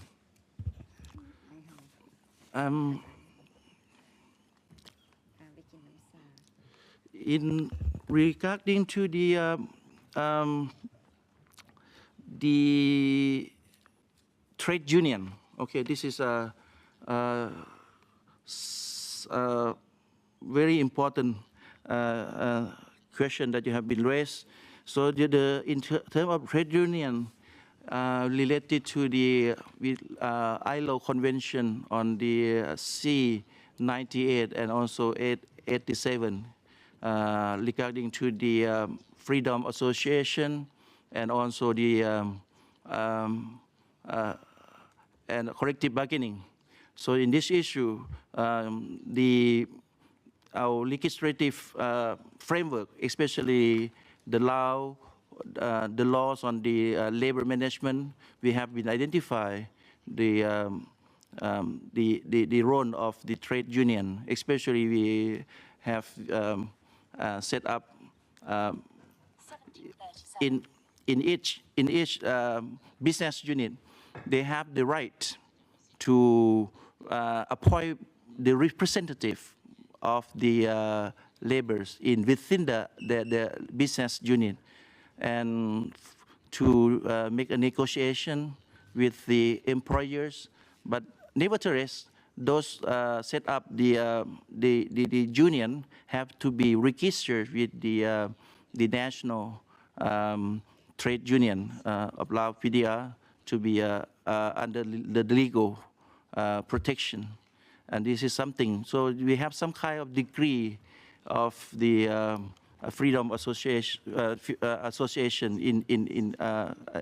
the business unit. And at the same time, they have also kind of collective bargaining. The Lao law on the labor laws, we have identified the rights of the representative of the workers in business unit. So they have the right to negotiate the employers in terms of their benefits and the welfare of the workers in the. But for more detail and related to the exactly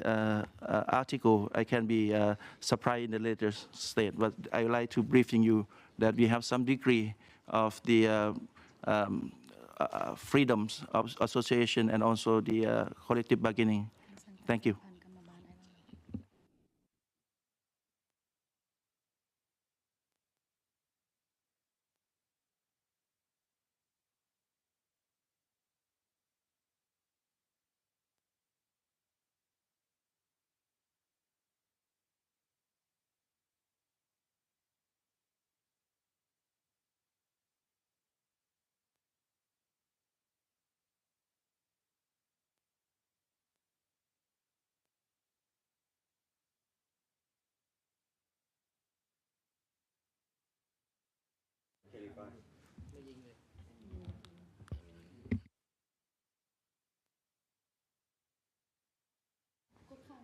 เจ้า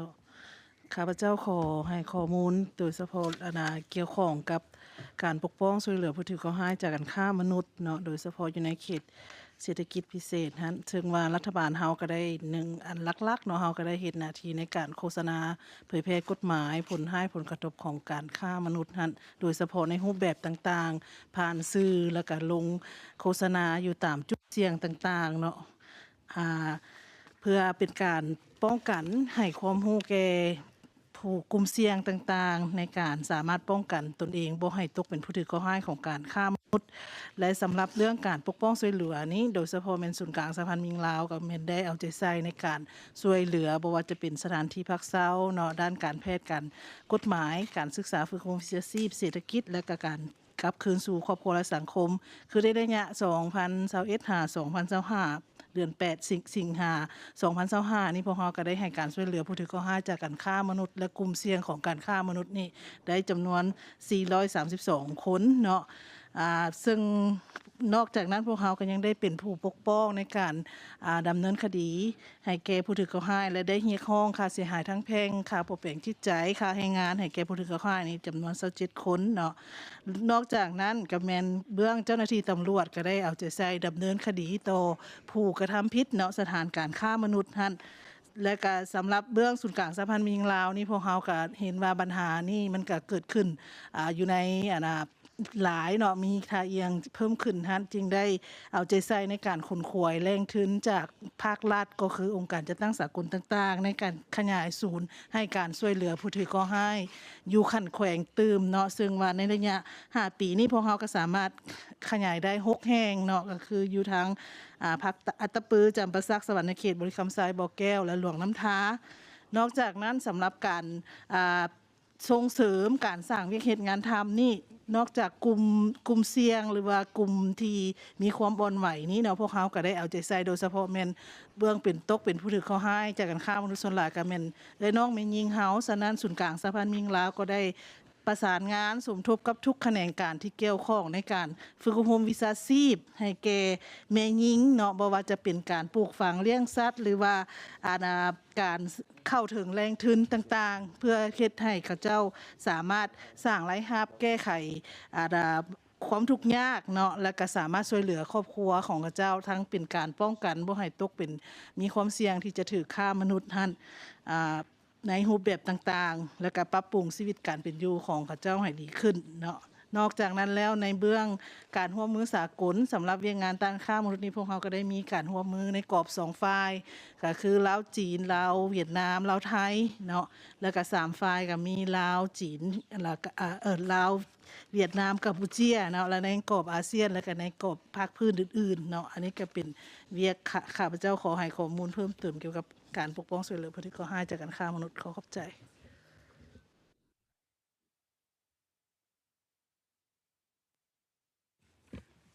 เจ้าข้าพเจ้าขออนุญาตเนาะมีคำเห็นต่อกับการแก้ไขปัญหาการปะละการเรียนของนักเรียนอยู่สปป.ลาวเนาะซึ่งในระยะผ่านมาถือว่ารัฐบาลของสปป.ลาวมีนโยบายส่งเสริมการอาหารเที่ยงในโรงเรียนเนาะอันนี้มันถือว่าพวกเราได้ส่งเสริมโดยนำใช้งบประมาณของรัฐบาลนอกจากนี้ก็ยังมีการสมทบทุนจากองค์การจัดตั้งสากลจำนวนหนึ่งเข้าในโครงการอาหารเที่ยงดังกล่าวแล้วต่อมาตัวที่2แล้วมันถือว่างบประมาณของรัฐเองเนาะตัวนี้มันถือว่ารัฐบาลเฮาได้ให้อัตราเบี้ยเลี้ยงแก่นักเรียนที่ทุกข์ยากอันนี้อีกอันนึงก็เป็นนักเรียนที่ว่าทุกยากแล้วเอามาเข้าโรงเรียนกินนอนสนเผาอีกเนาะถือว่ามันมี2ระดับในนักเรียนทุกยากของสปป.ลาวที่เฮาจัดสรรบุริมสิทธิ์หั่นเนาะแล้วนอกจากนี้ยังมีนโยบายที่ว่าต่อกับนักเรียนที่ว่านักเรียนที่จบชั้นม.1 ไปกรณีว่าเขาเจ้าปะละการเรียนไปแล้วมันสามารถกลับคืนเข้ามาเรียนอยู่โรงเรียนวิทยาลัยเทคนิควิชาชีพเนาะแม่นเพื่อว่าเป็นการสร้างเวียกเฮ็ดงานทำสร้างอาชีพให้เขาเจ้าหั่นแล้วนอกจากนี้ทาง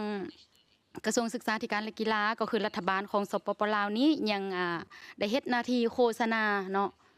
เพื่อส่งเสริมแนะแนวให้กับบรรดาผู้ที่ปะละการเรียนหั่นเข้ามาเรียนอยู่ในการศึกษานอกโรงเรียนเนาะจะเป็นเรียนภาคค่ำบ่วันเสาร์วันอาทิตย์บ่อันนี้มันถือว่ากรมการศึกษานอกโรงเรียนจะเฮ็ดหน้าที่ไปให้ส่งเสริมหรือว่าให้พวกนักเรียนที่ว่าออกโรงเรียนไปหั่นกลับคืนเข้ามาเรียนนอกโรงเรียนบ่แม่นเรียนอยู่ในโรงเรียนเนาะแล้วก็อันนี้มันถือว่าเป็นการแก้ไขปัญหาแต่ว่าพวกเฮานี่ถือว่ามีหลายวิธีการแก้ไขปัญหานอกจากตัวนี้เนาะแต่ว่ารัฐบาลของสปป.ลาวมีงบประมาณจำนวนจำกัดเนาะข้าพเจ้าขอถือโอกาสนี้เนาะขอเสนอนำท่านประธานกองประชุมนี่แหละเนาะคันถ้าหากมีเงื่อนไขก็ขอให้ระดมทุนไปช่วยเหลือการศึกษาของสปป.ลาวเติมอีกพวกเฮาหันอยากให้การศึกษาดีกว่านี้แต่ว่างบประมาณเฮามีจำกัดพวกเฮามีหลายวิธีทางที่แก้ไขแต่งบประมาณพวกเฮาจำกัดหลายเนาะขอขอบใจ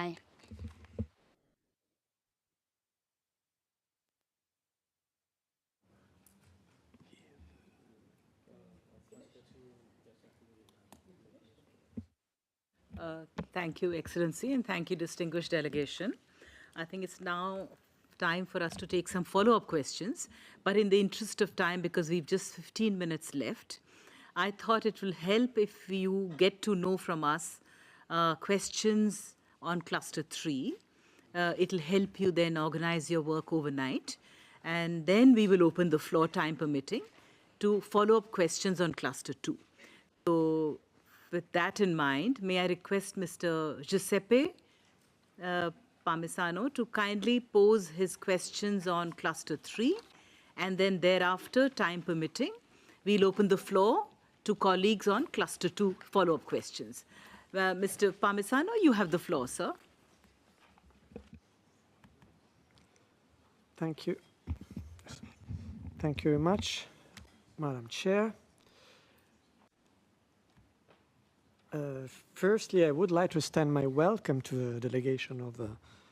Lao PDR and thank the Lao government for providing detailed information in the report and replies to a list of issues. Cluster 3 relates to Articles 10, 11, and 12 of the Covenant. The topics covered include family protection, assistance for mothers and children, and the right to an adequate standard of living including adequate food and water. But also health protection. As the person responsible for Cluster 3, I will address some of the key issues of these thematic areas that require attention and clarification. I would start by focusing on the issue of child marriage. Lao PDR has one of the highest rates of child marriage in the region. This has a negative impact, inter alia, on children's rights to education and their overall development, and it disproportionately affects girls. Some of the penalties established in the criminal code for marrying a child under the age of 18 and allowing a child under 18 to marry are mentioned in the replies to the list of issues. The replies also list a number of campaigns taken to educate communities about the legal consequences and social impacts of child marriage. I would like to ask the delegation to elaborate further on this issue. Please, could you inform the committee about the number and effective application of penalties in question? And also, please provide data and figures to show whether the preventive measures are having an impact on reducing child marriage. I will now move on to the protection of children against violence. A recent UNICEF survey indicates that 62.3% of children in Lao PDR aged 1 to 14 experience physical punishment and psychological aggression from their caregivers.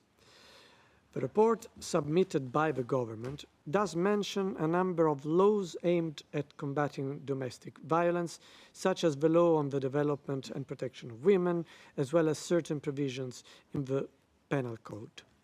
However, it seems that domestic violence against children remains a serious problem. Furthermore, supporting victims of violence against children remains challenging due to a shortage of qualified staff in many organizations responsible for oversight.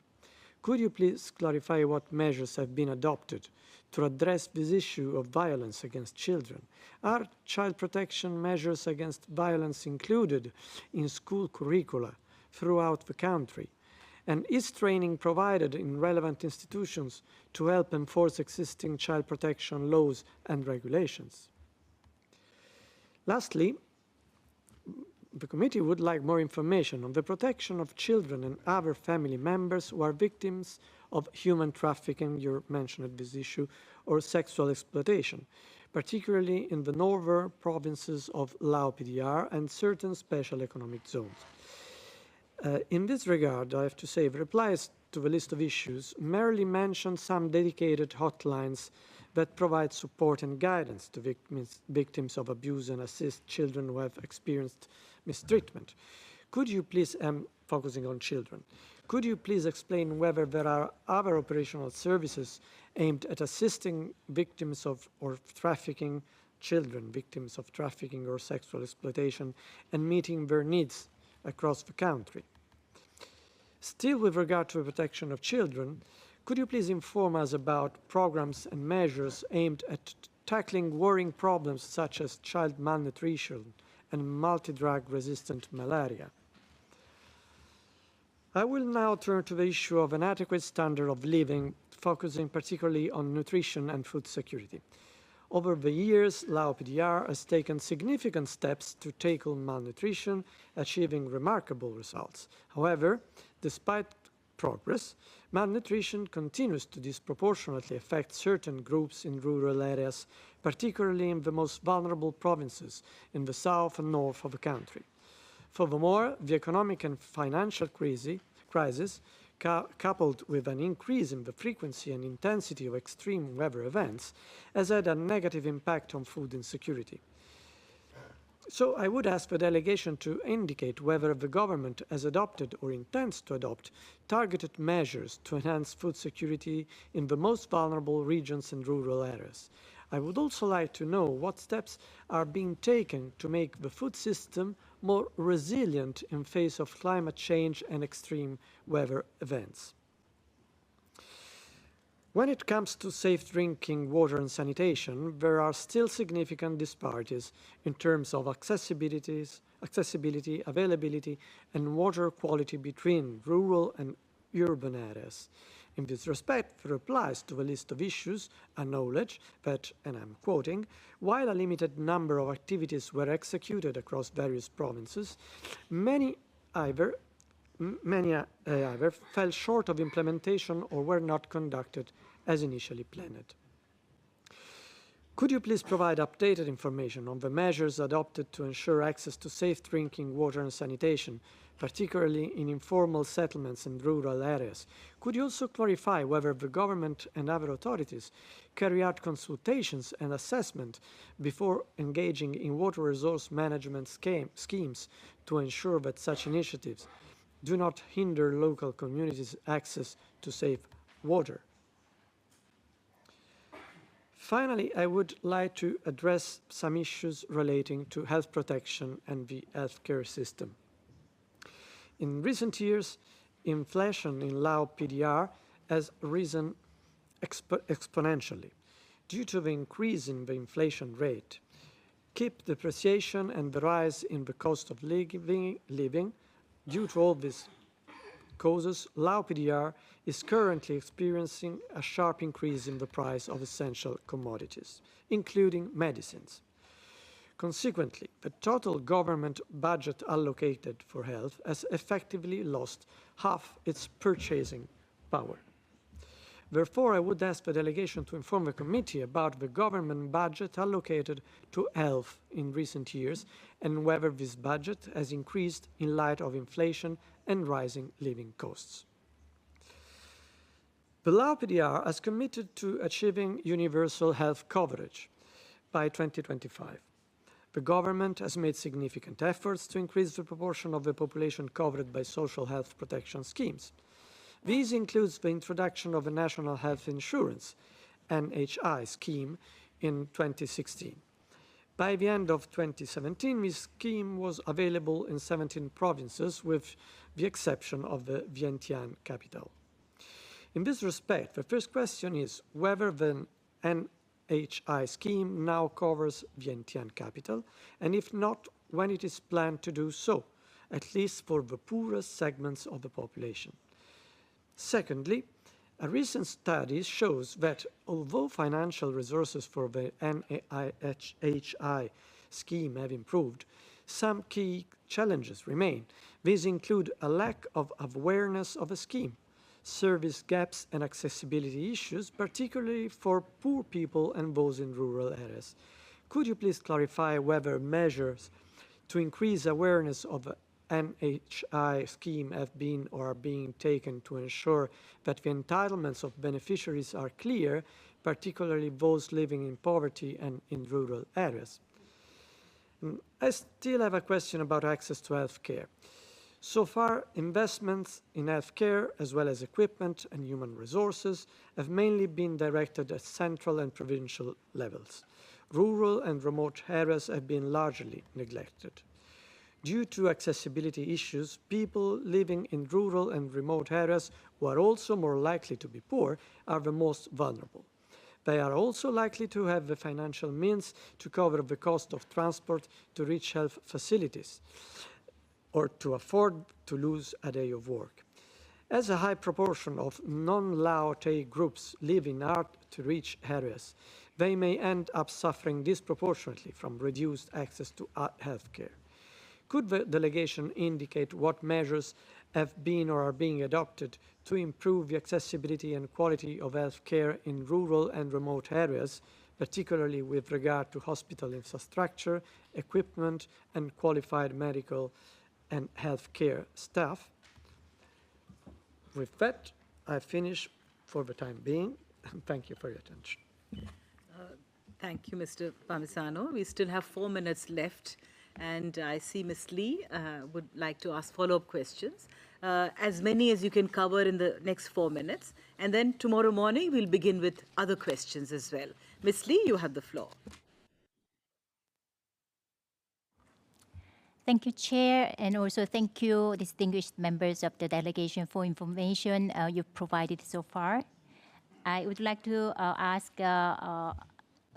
follow-up questions, if time permits. First, on trade union rights. As you may know, that Article 8 of the Covenant recognizes the right to strike. But as far as I understand, the law of the state party does not recognize the right to strike. There is no provision on prohibiting anti-union discrimination. Please comment on this. And second question, I would like to have a clarification because I haven't heard about the coverage of social protection schemes. So clarification as to whether the state party has a social assistance program to ensure a minimum essential level of rights for people living in poverty, as well as the state party's plans to extend the social protection schemes to people working in informal economy. And on sexual harassment at workplace, reports indicate that the current labor law of the state party does not provide effective protection against harassment and sexual harassment in the workplace. What steps has the state party taken to amend the labor law to explicitly prohibit sexual harassment and related misconduct in the workplace, covering all persons who may commit such acts? Please explain what measures are in place to ensure that the victims of sexual harassment have access to safe and confidential complaint mechanisms, effective remedies, and material and psychological support services. And my last question is on barriers in access to Social Security. Reports indicate that indigenous peoples, in particular the Hmong, face barriers in accessing Social Security due to the denial of identification documents, which effectively excludes them from their coverage. So what measures has the state party taken to ensure that all persons, including the Hmong people, have access to identification documents necessary to benefit from social protection schemes? Thank you very much for your attention. Thank you, Ms. Lee. The floor is still open. At least if colleagues could kindly indicate interest in follow-up questions so that we can begin with that tomorrow morning. I think we don't have time now to get the responses, but certainly we will begin tomorrow morning with more follow-up questions. So what I could suggest is that just very briefly, how we'll start our work tomorrow morning. We can start with taking up follow-up questions from colleagues under Cluster 3. And then we will open the floor, or rather we will give the floor to our distinguished delegation, around 20 minutes or so, for you to respond to the follow-up questions under Cluster 3. And under Cluster 2. And then you already have heard Mr. Palmisano and his questions under Cluster 3. So the delegation will then have another 30 minutes to respond to those questions. And then that will be followed by follow-up questions under Cluster 3, and then your responses, and then we move finally to Cluster 4. So this is just in terms of preparing you so that you have time overnight to, of course, Your Excellency, I must remind you that if you feel you have not responded to all the questions under cluster 1, you will also have that opportunity to respond to those. Because naturally we would like to hear from you the responses to the questions that have been raised by us. And so that is, I think, how we'll organize our work. With that, I think we've anyway come to the close of our time. Thank all of you, Secretariat, the conference services, as well as our interpreters and all those present in the room for this very robust participation in the discussions. And we look forward to continuing these discussions tomorrow morning at 10 o'clock. Till we meet till 10, have a great evening. Meeting is closed.